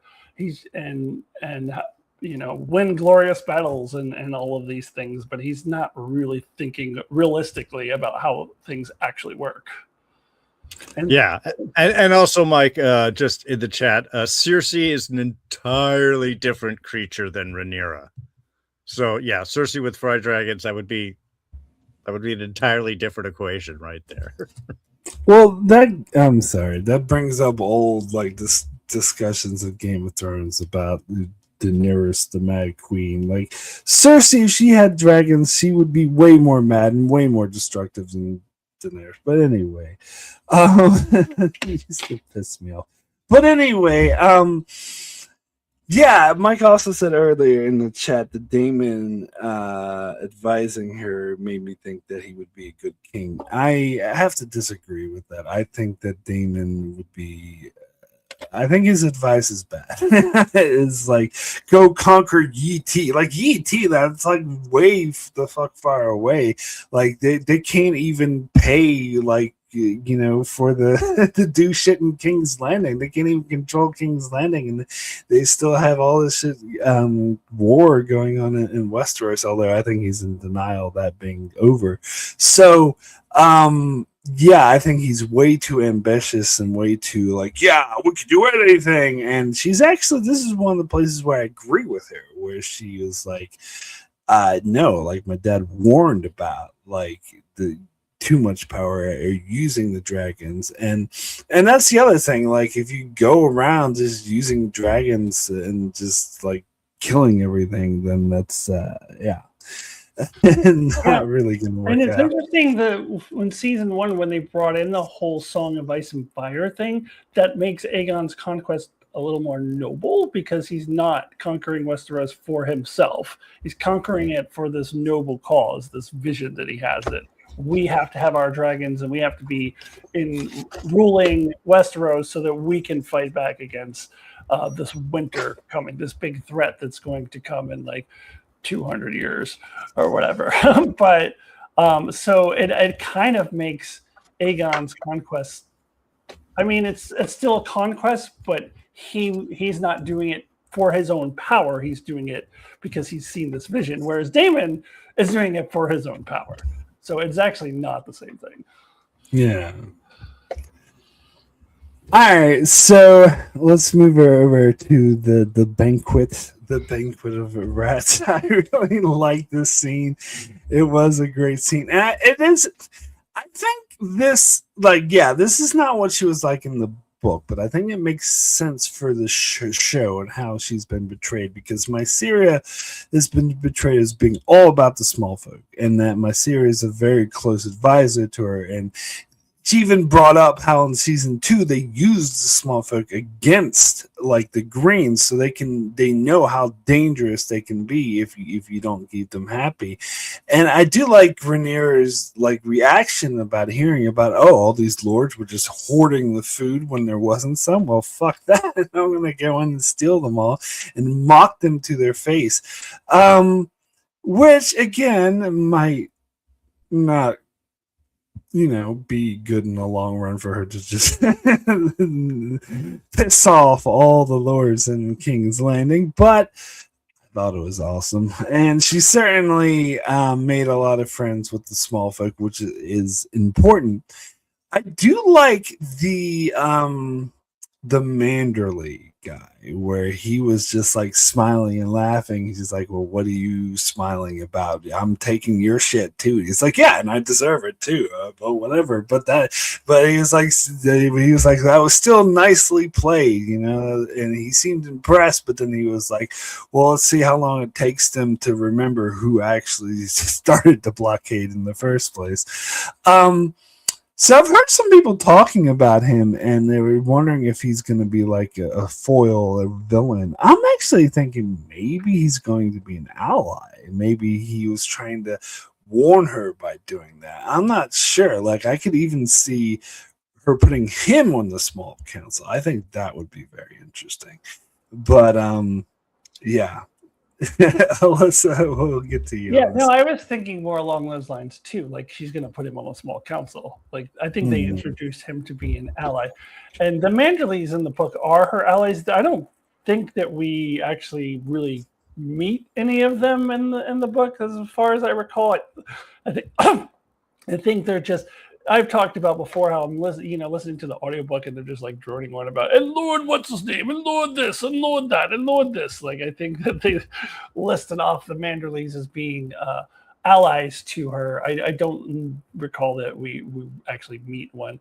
I do know. I mean, I remember the Manderley name from the original Song of Ice and Fire books. I can't remember his first name, but Lord Manderley was this big fat guy, and he was a bigger deal in the books. And then in the show, they finally introduced him as a background character, and he wasn't that fat, and everybody was disappointed because he was. I remember he was one of those characters that book readers were like, "We gotta have Lord Manderley," and they didn't really ever have him in the show. So they're having a Manderley now. And ironically, he might be playing a bigger role in the show than he did in the book. But yeah, I was thinking along those same lines. Now, as far as the dinner scene, I love this too. I mean, it was almost kind of like a horror movie type thing, where, here, and I knew it was going to be something like that. Because that one guy said, oh, yeah, I was always for you. It was like, well, you never said that aloud, but I'll take your word for it or whatever. And I was like, oh, she's up to something. And when she's like, dinner is served, I was like, this is going to be something. Didn't see the rats coming, but yeah, that was great. However, strategically, this is the second thing that I think is not very smart for her. She has no money, and she's pissing off all the rich people who maybe she could get money from. And she's just getting, short-term gratification from the small folk. But she's not going to be able to keep doing this. She doesn't have the resources to keep giving them food and keep giving them money. So eventually, they are also going to turn on her. So yeah, she's... the small folk love her now for maybe a week or two or however long it takes before they start to realize she has no money for them either, and they start revolting. So all she's getting is just this short-term satisfaction to stand out in front of the small folk and look good. But it might have actually been smarter to maybe not piss the rich people off quite that much. Like maybe like give them a little jab. But now if she needs money, she can't go to them. So for someone who has no money, it might not have been the smartest thing to do. I mean, you know, they'll probably ask for something in return, but you know, that's how it works in politics. Like they can start a super PAC and support her campaign and they give her something. And so I'm not saying I'm in favor of that, but I'm just saying in this world, strategically, she probably, when she has no money, shouldn't piss off all the rich people. Just saying, that's probably something that's going to come back to bite her. And I think she may lose the small folk eventually too, because she's not going to be able to sustain this. She's not going to be able to keep providing for them. So, although it made for a great scene, I did love this scene. I just don't necessarily think that this was the wisest thing for her to do. Yeah, I think she is aware that this is a short term. There's even that discussion with her and Daemon afterwards. Is like, yes, this will just feed some of them people for a little while and not all of the rest of them. It's just a gesture. But I think, and she points out, I think intelligently, that yeah, it is a gesture, but it's something, and it's a place to start. That at least she can start to see that she is doing something. Is she upsetting the rich folk? Yeah, maybe not the best thing. Maybe she should have seen if there was some gold there to take, leave little IOUs, you know, care of, you know, Aemond, or no, what's his name? Casterly Rock dude, who took all of the gold, and he's dead. Tywin Lannister. Lannister, thank you very much. Well, we don't know if he's dead. He got pushed off the boat. Look, with that armor, well, yeah. I think they made a point of he of should that, be but dead, but like you know how it works on TV. If you don't see a body, you don't see a body. They brought Corlys out, and I thought that he was definitely in the drink. So you know, well, all right. So the main reason why I think he's alive is because in that scene, right after they tossed him overboard, they tossed some random guy overboard. We saw him die. We saw him hit a rock. So I figure if they wanted to show Tywin was dead, they would have done the same thing. We would have saw him like hit a rock and bleed and die. Yeah. If we don't see it on camera, it hasn't actually happened. That is the rule. Yes. I loved seeing Torrin Manderly. We are definitely going to see him again because he is played by the great Dan Fogler, who was in The Walking Dead for a little while, was also in Fantastic Beasts, if you looked at all familiar. So he is big enough that he is not just in here for one scene. We're going to be seeing a little bit more of him. I would love to see him on the small council. And yeah, he could be one of those wise people that it's like, yeah, I'm kind of at your side, but I'm also going to show you, like, you know, where you're going things wrong. So yeah, I'm excited to see that. And look, man, feeding rats to the uber wealthy that was stealing food, hoarding food from starving people. Yeah, that seems justified. I'm good with it. And a great way of bringing all of those annoying rat shots kind of satisfyingly to a close is like, we got to do something with these rats. I got an idea. Though I agree with both of you. Cats would probably be the next move that would be really smart to make. And I think that the Manderly guy, that's again why I think he's going to be an ally, because I think he was like pointing out the same thing you guys were pointing out, is that what she did was pretty badass, but her favor with the small folk is not going to last. So I think that he's like warning her that, like, yeah, so let's see how long until they remember you start the blockade. So yeah, so that's why I think he would be good on the small council. But I wonder if she's going to name him the Master of Coin. Could, yeah, maybe. Which, if you've seen the trailer, would be a dick move, because what they're going to do is frame the Master of Coin, so everybody the Master of Coin. They want a fall guy, yeah. Who have we met that we don't like who's still alive? What about that guy who was groveling like, "Oh, I supported you all along"? Like, make him. Well, yeah, and I did love that one. It's just like, and I appreciate your support. Wish it had come a little bit sooner. It's like, oh, little side dig. Yeah. Little side. Someone's having fun. Yeah. Oh, you're all the level. You're joking.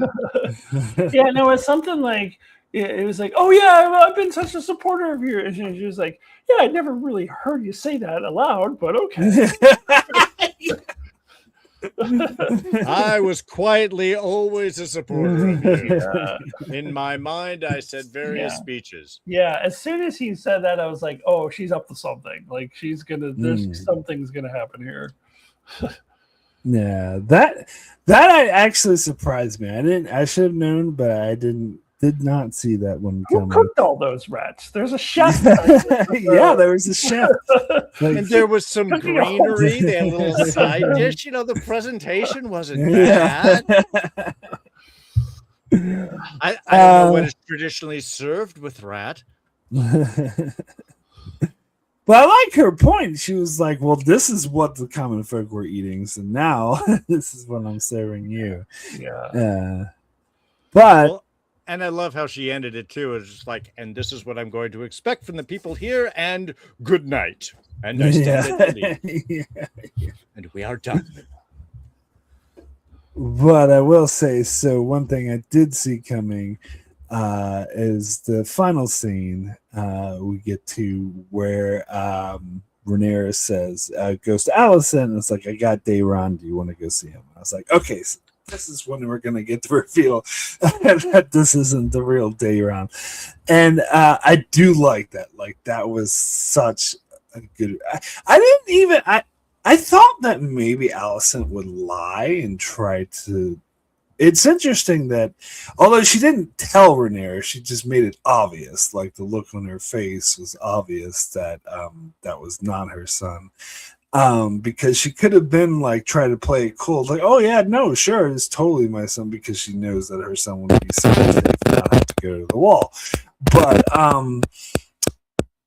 I did like that, though. Like, the look on her face is like, no, who the fuck is this? And then the way Rhaenyra played it, like, just looking back and forth, didn't even need to say anything. It's like, wait, you don't know who this boy is, do you?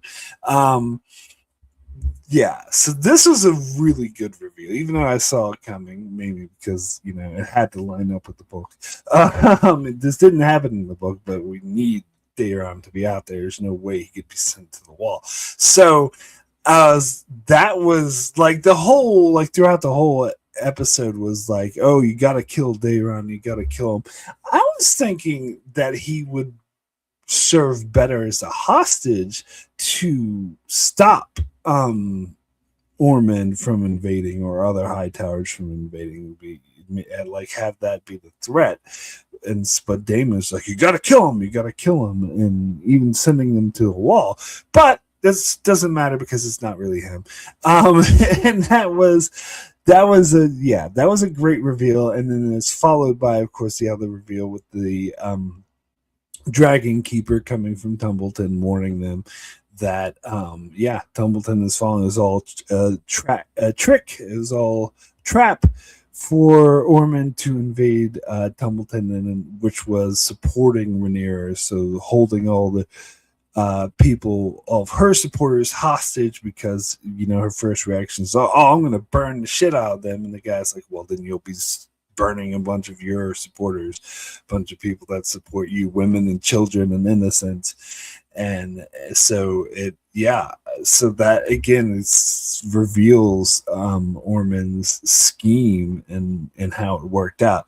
I do have one nitpick about this, though, and that's like, so nobody noticed this massive army like going in the wrong direction and not returning the old town like they were supposed to, instead going in the other direction. Like, nobody was keeping an eye on that. Like, no dragon just happened to be flying around. There were no spies. No one's keeping an eye on this huge, big ass fucking army that's impossible to miss. I don't know. I find that a bit hard to believe. Yeah, you would think one of our allies somewhere would send a raven or something. Yeah. Look, because this show, unlike Game of Thrones, has a tapestry and not a map. So nobody knows where these places are in comparison to each other. So that's how they're able to do it. I guess they were a stealthy, massive army. No. They've only moved under trees. That's because we learned that is the secret to avoiding dragons and drones. Dragon drones, yeah. But anyway, so the ending with like the fire burning and her like realized like that was a good thematical, like, you know, what the hell is he trying to do, and her realizing that the war is not over, realizing that she's been played, realizing that there's still a threat out there, like, yeah, so that was a powerful way to end it. So yeah, Darren, we'll start with you on this one.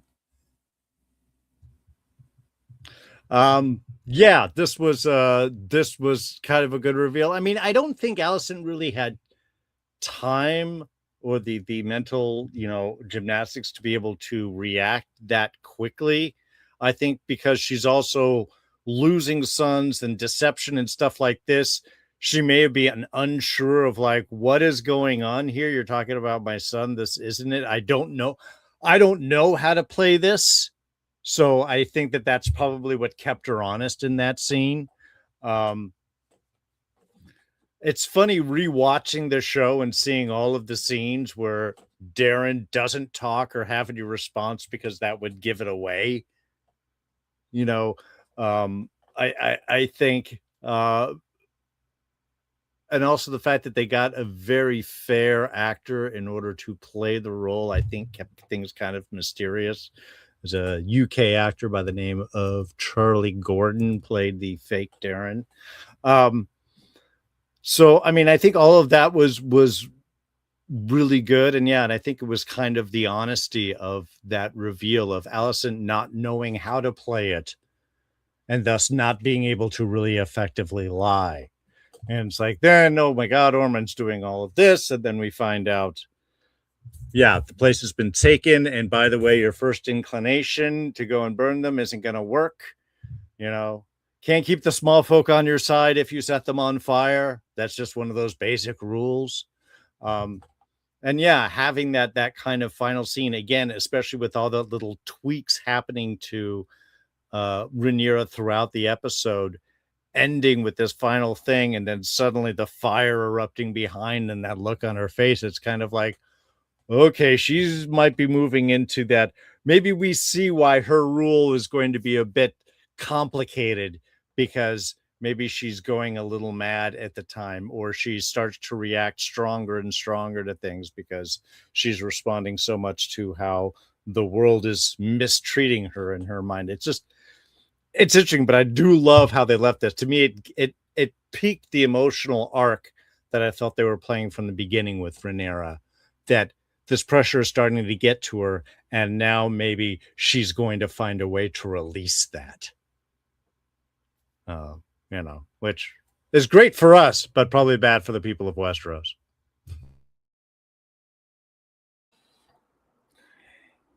Yeah, and the ending was it was very, very similar to the end of season 1, where it's just like Rhaenyra staring at a fire with a with a angry face. But I think this time we really are going to start to see an angry Rhaenyra and possibly a Mad Queen starting to develop. Whereas after season 1, you know, we had to diddle around a little bit. Daemon had to trip at Harrenhal for a little while, and we had to just have people standing around talking. But now, for real, I think we're getting into really Rhaenyra being really angry. And now, as far as Ormund goes, I think this is what I was referring to earlier that really shows his like just brilliance, his 4D chess is that he perfectly well knows that Rhaenyra can't burn her own people. That's why he's set up in there. Now, what his end game is, we don't know yet, but he definitely has one. He definitely has a plan. He definitely seems like somebody who always has a plan. But that is why he's in Tumbleton, is because he knows Rhaenyra can't, burn her own people. So it just goes to show his brilliance once again. And Oh shoot! I had another thought that I just lost it. I had something else I was going to say. I did want to ask though. I was a little confused about where the Dragon Keeper came from. Like he was in Tumbleton. Like what dragon? Yeah, that's the impression I got, that he came from Tumbleton. So he just lives there, or like because there's not dragons that are in Tumbleton. You got to keep a dragon creature in every town. You never know when you're going to need to stop, rest. Don't get a lot of dragon traffic in Tumbleton, or maybe they do. I have no idea. Yeah. Anyways, I was just wondering. Oh, I remembered what I was going to say. I think that where Rhaenyra was like, did he really think I wouldn't notice? Well, yeah, I know he knew you would figure it out eventually. Like, if nothing else, like once the real Daeron is running around on this dragon and wreaking havoc, like it wasn't meant for her to be fooled forever. It was just a distraction for a little while, just to keep her distracted and keep her fooled into thinking that that the war was over, so that he can make his move. So. No, he knew that you would figure out eventually, Rhaenyra. It just he needed to keep you fooled just for a little bit, and it worked. And again, I think Daemon is just way too arrogant because it's kind of, ridiculous that he actually believed that Ormund would give up so easily. But it's because of Daemon's arrogance that he believed that, and Rhaenyra believed it because she wanted to believe it, because it would be the easier way out, and everything else was already really hard, so they wanted to believe the easier way. And I feel like Ormund knew all of that. I mean, if he knew that Daemon was going to ask for Darrin, like I think he played him like a fiddle. Like he knew exactly what he was doing.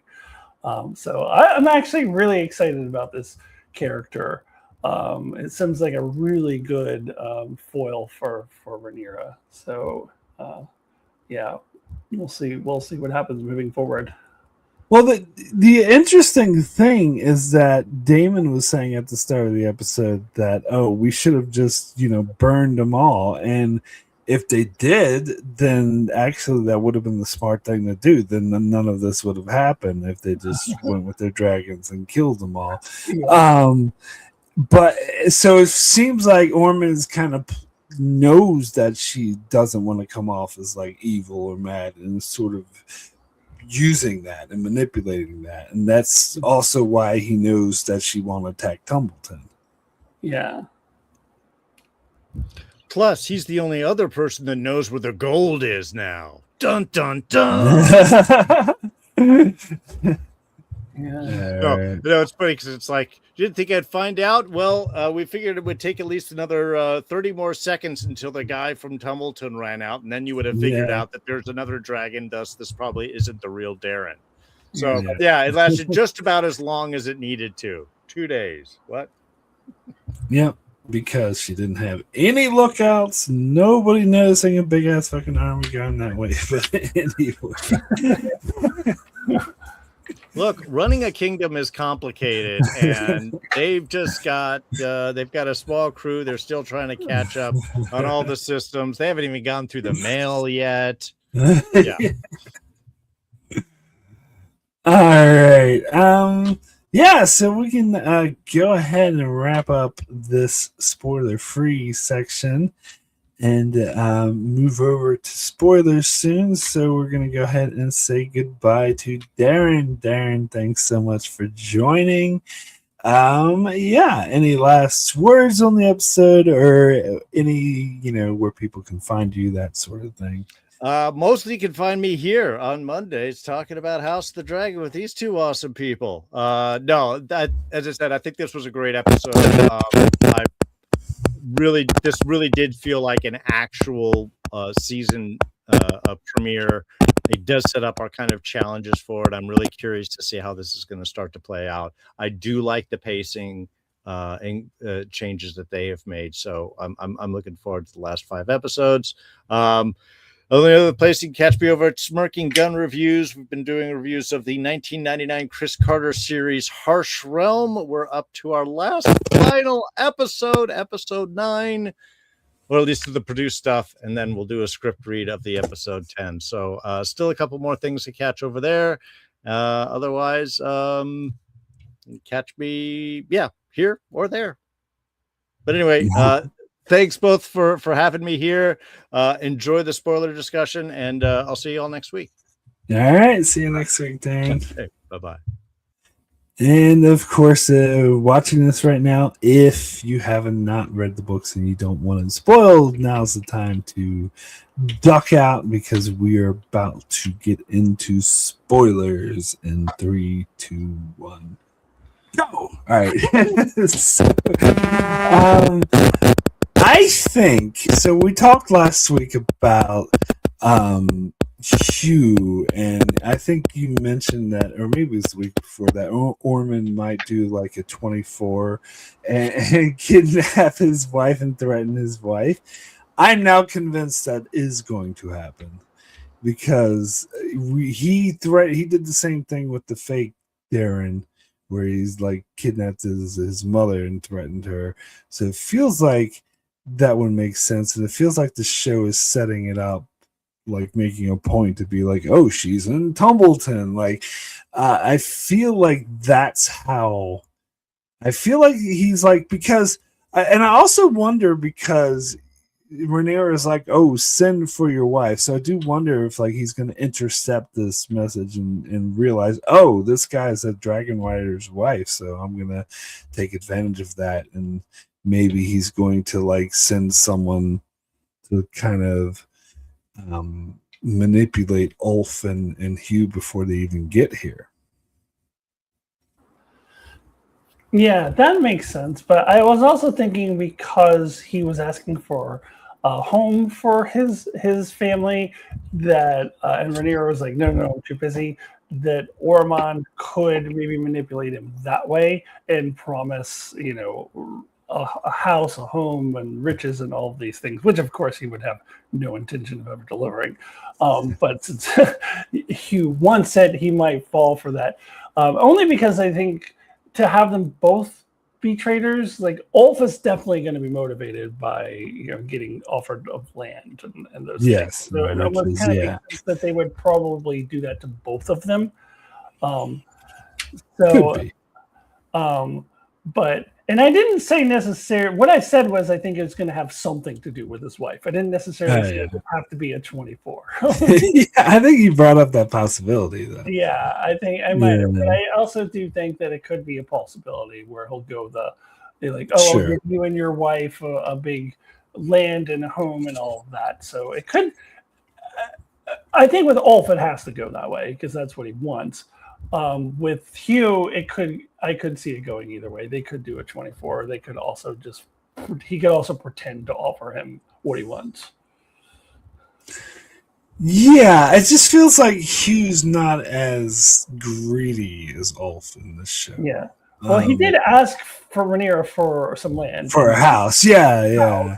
And she was like, I mean, Ormond could find, I don't know how he would find that out. Yeah. Yeah, he could. Yeah. But he could also, it would be two different things for Ulf and Hugh if they did that. For Ulf, it's definitely going to be, they're going to have a problem. Yeah. I think it could be. Because, I could see it going either way. I could see it. I could see it doing that. Yeah. Do a 24.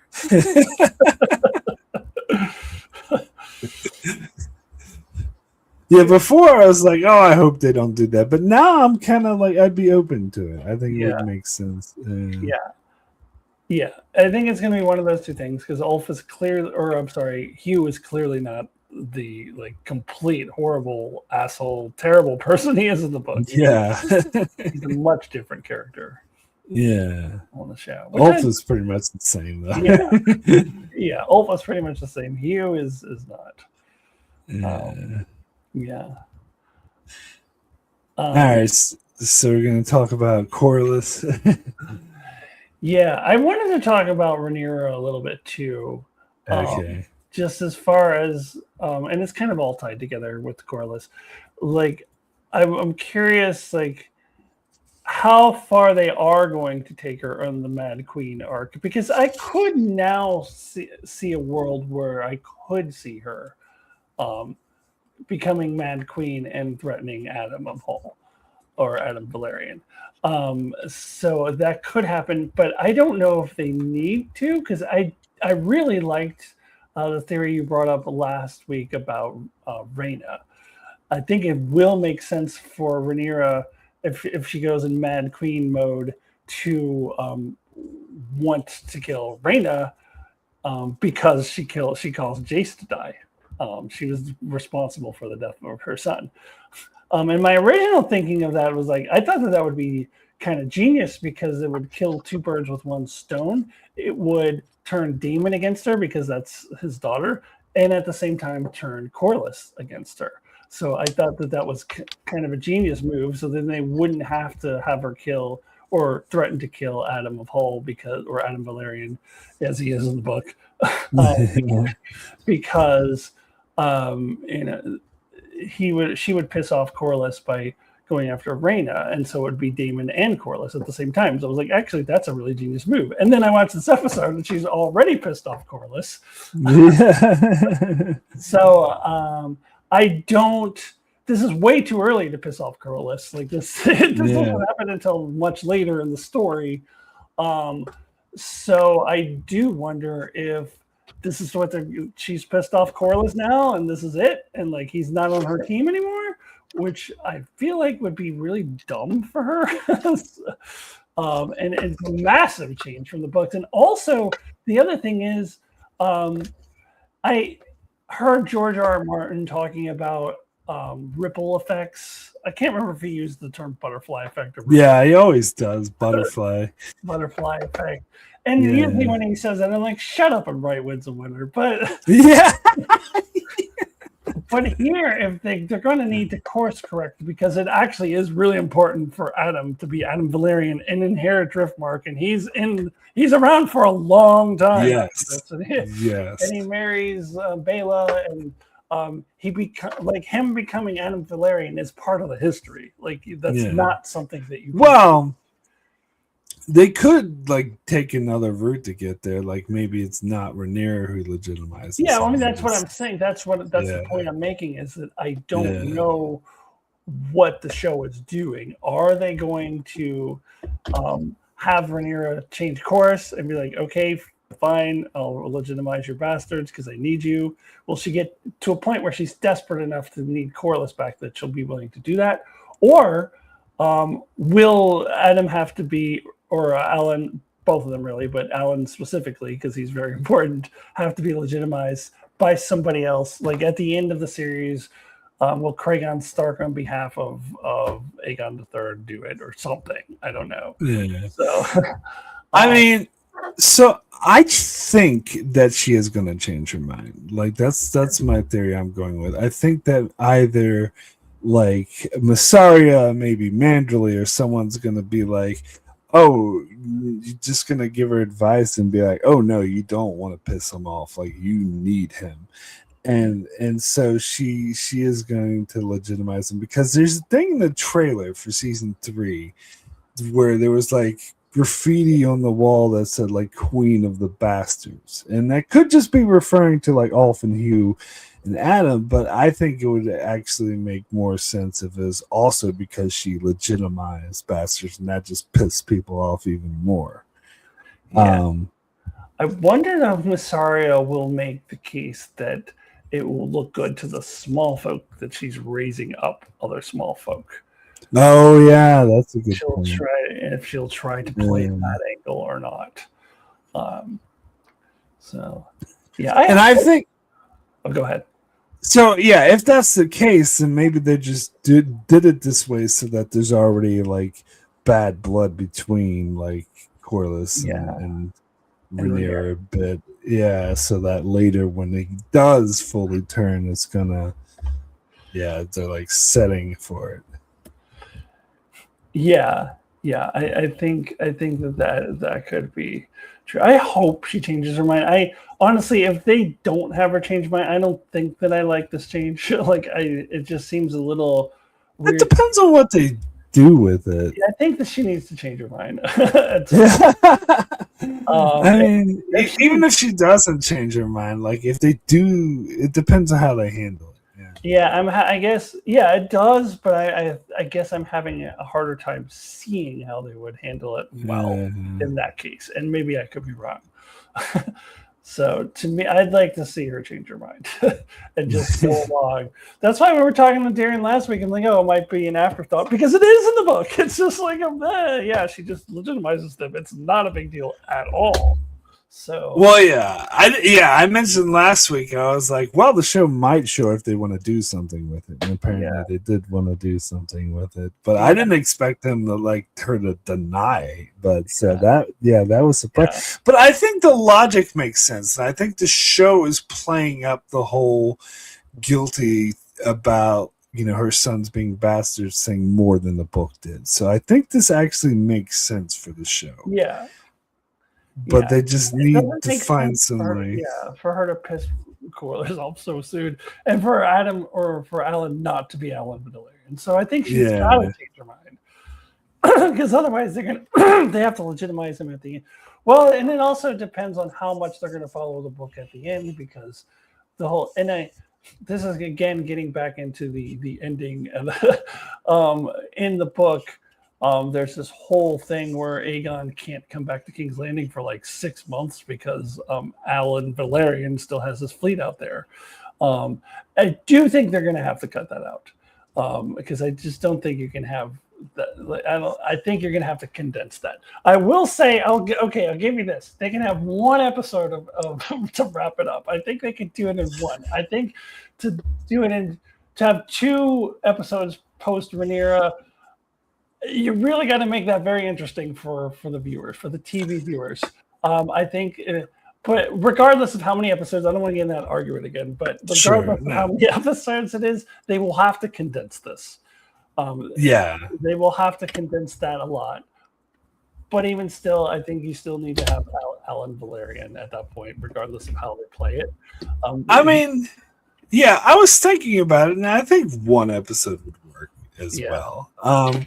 And I think, and having one episode without Rhaenyra, they've done that already in season 1. They had that Greens episode, so I think they could do one she'd be dead at this point. Yeah. and then you have a finale with that. Yeah, no, I think one episode. I think you can have Cregan come down and do some version of the Hour of the Wolf, but when I was re-listening to the audiobook, the Hour of the Wolf is not even part of the Dance of the Dragons. It's the aftermath. So it's actually after the war is over that all of that happens. So I don't know how much the show is going to get into that. I do think, it would be cool to have Cregan come down and have him involved in some way, but I don't think they can do as much all that stuff because that's after the war is over. But I was actually thinking, I didn't want to say this in front of Darren, but I do think that Cregan Stark might be the one who brings in the cats because he'll come down and be like, yes, he could be. Yeah. Because I think he's gonna be the one.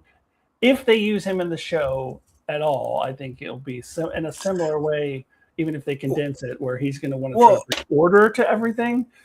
Yeah. So the fact that they made a point to show him in season 2 makes me think that they will have him show up. I wonder how, in the book, he's at first he just wants to still have the war, even though. So I'm wondering how much of that they'll get into, but maybe he'll be the one to be like, and why don't we get some fucking cats in here? That'll be the end of the show. And another thing. Get in damn cats, for God's sake. Yeah. I don't know.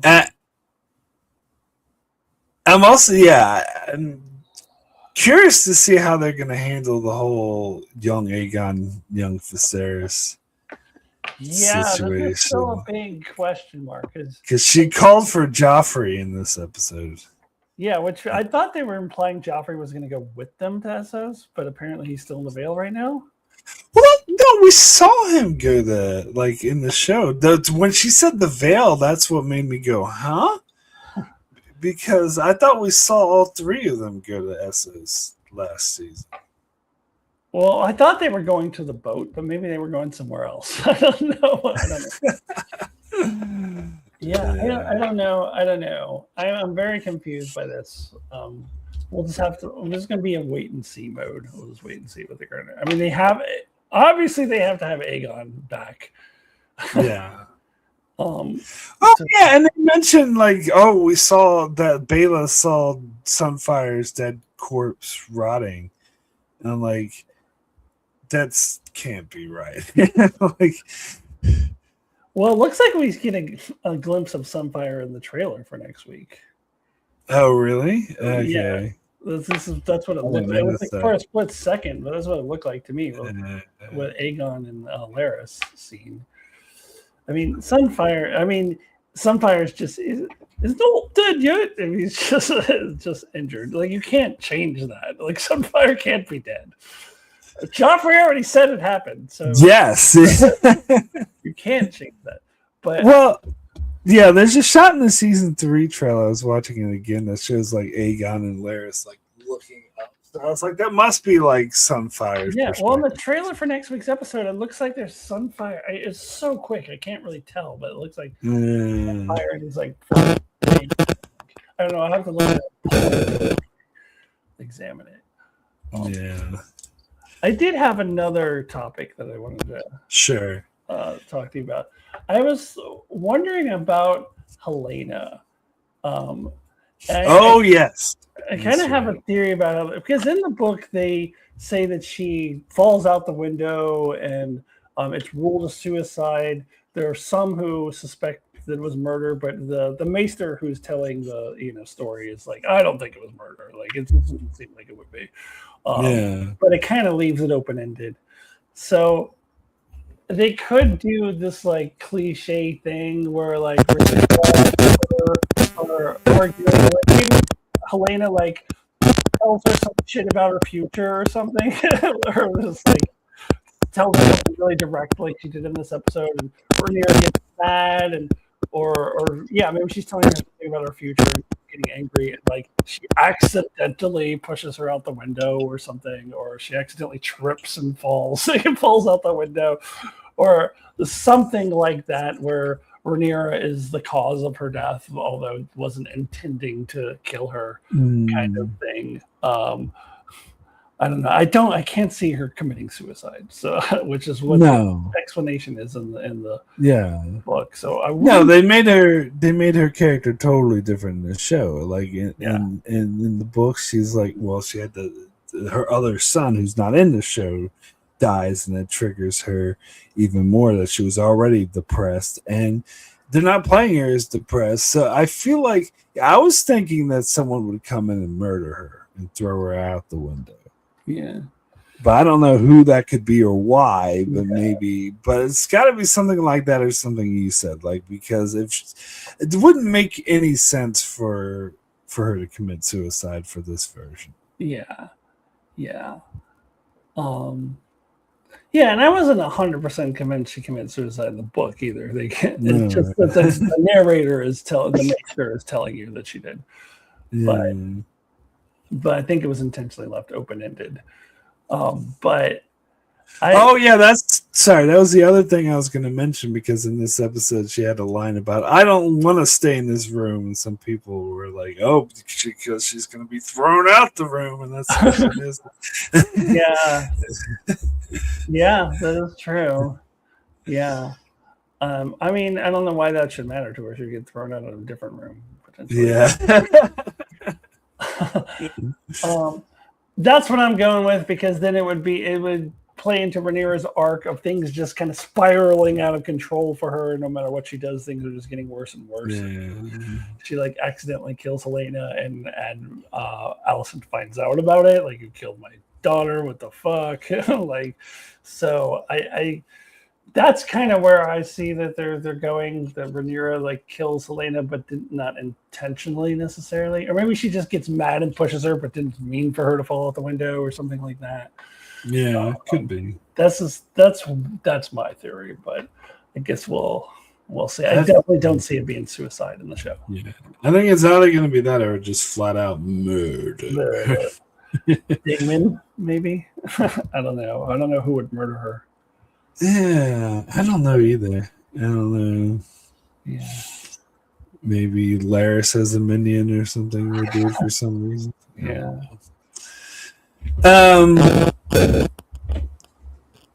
Yeah. What else? I was gonna say something about the Daemon finding Rhaenyra. Like that's gonna happen, right? Like when they say go to the Vale, I feel like he's gonna run into Sheep Stealer up there. Yeah. So I think we could be setting up for an arc where he's protecting his daughter rather than protecting Nettles. Yeah. So, although I don't know, Daemon, as he's portrayed in the show, I don't know. It just seems like he'd be like, well, you should die. I don't know. He's never really shown a lot of attachment. No. Well, they were making a point showing in season 1 that he was kind of like, thought less of her because she didn't have a dragon. Yeah. But he had that line earlier about, nobody could tame a wild dragon. So I think like he might maybe be he'll have a lot of respect for her. Yeah. That could be. Yeah. That it really does seem like they're setting up for that, like for her to fully take Nettle's place, except not sleeping with him. I don't think they're going to do the incest. Oh no! It better not. Yeah. No, I don't think they would. No, I think it's going to be more. But she will still fulfill that role because Daemon will still be wanting to protect her. I think, his ending arc in season 2, I think, made it clear that they're making him completely devoted to Rhaenyra. So that's, in the book, he was like having affairs with, and Rhaenyra was aware of it and didn't give a shit. He was having an affair with Massaria in the book. Yeah, Massaria, yeah. Which is absolutely not happening in the show. Yeah. So I feel like he's going to be faithful to her in the show. Yeah. Was Ormund taking Tumbleton? Was that the first battle of Tumbleton in the book? No, the first battle of Tumbleton is when Hugh. That's when Ulf and Hugh turn. Okay, right. So that wasn't actually a battle. I think they just took it. Yeah. Okay. The first battle of Tumbleton is, I think, when Rhaenyra is trying to take back Tumbleton, and then Ulf and Hugh turn. Right, so that's still coming. Yeah, that's. Yeah, I was thinking like earlier, maybe episode 6 or 7. They could even get it as early as episode 5. I don't know. It seems. Yeah, it does seem like now it looks clear to me how they can have it done by the end of season 4, because it seems like they are streamlining a lot of things. Things seem to be happening pretty fast. Yeah. They're going at a much faster pace, and it's working.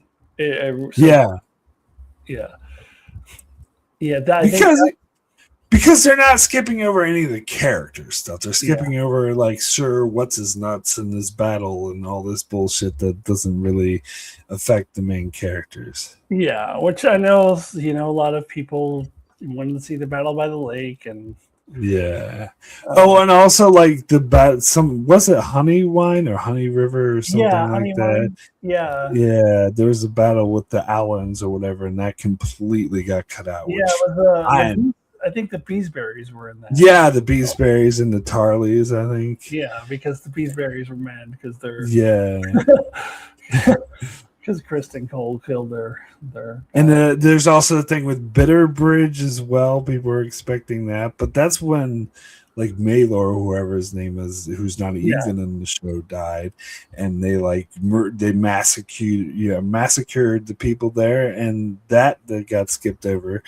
Which I'm fine with. Like, we don't need that stuff. Well, that was one of the things George R. R. Martin saying was going to have a butterfly effect. Yeah. I'm like, how does that have any butterfly effect?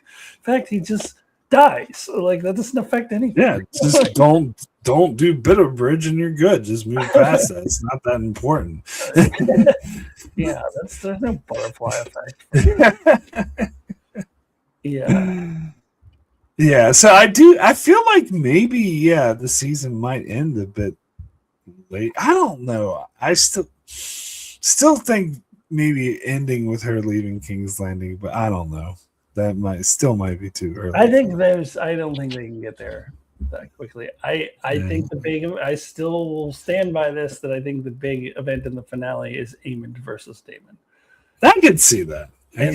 That's starting to look more likely. Because Rhaenyra, I think Rhaenyra leaves King's Landing. Yeah, we talked about this before, and I still think that they may introduce the Shepherd, but this season potentially. But I think the Shepherd is going to be a storyline for season 4. Yeah. Or it could be Aemon could be just tripping in Harrenhal. We get 4 episodes with him having visions and Corlys standing by his ship repairing it. No, they're not doing that. They're not doing. Oh, and I was thinking with Septon Eustace, if the way that he was behaving, like the way he was about dragons. I couldn't remember what he did in the book. If there was anything, he doesn't really do much of anything. He just tells the story later. Like he doesn't, which I spoiled to Darren that he survives, but I didn't mean to. But like, because the way that scene played out made me wonder if that's going to be one of the big things happening that push Rhaenyra out. Is that there's going to be a big conflict between them? Yeah, or I was also thinking with the Shepherd. I don't think they really portrayed him as being religious in the book, but he could be like, maybe Rhaenyra does end up like killing off some Septons, and maybe that pisses off some people like the Shepherd. I don't know. It's just the way the Septon Eustace talked about dragons kind of reminded me of how the Shepherd talks about the dragons. Yeah, maybe they even replace the Shepherd with Septon Eustace, which would be good. Yeah, I was actually thinking that could be a possibility. So they might do that, because the way he talked about dragons reminds me of like the Shepherd's, point of view of dragons. So yeah, lots of things they could do. Yeah. All right. Well, I think we're good to end this discussion here. Yep. All right. Cool. Well, thanks everyone for watching. Hopefully you've read the books if you're still watching. They came in and been around and have been with us through the spoiler section.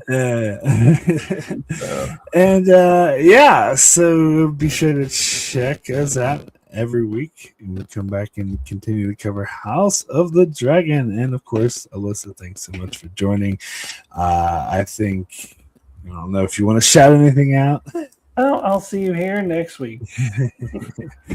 And if you're finding me for the first time, my name's Mark, channels Enchantment of Eternity. You can check me out every week here for House of the Dragon. Also, tons of Star Trek episode reviews. Strange New Worlds will be coming out pretty soon. I'll be covering that too. Anyway, be sure to subscribe so you can keep up with all that. Catch you all later. Bye-bye.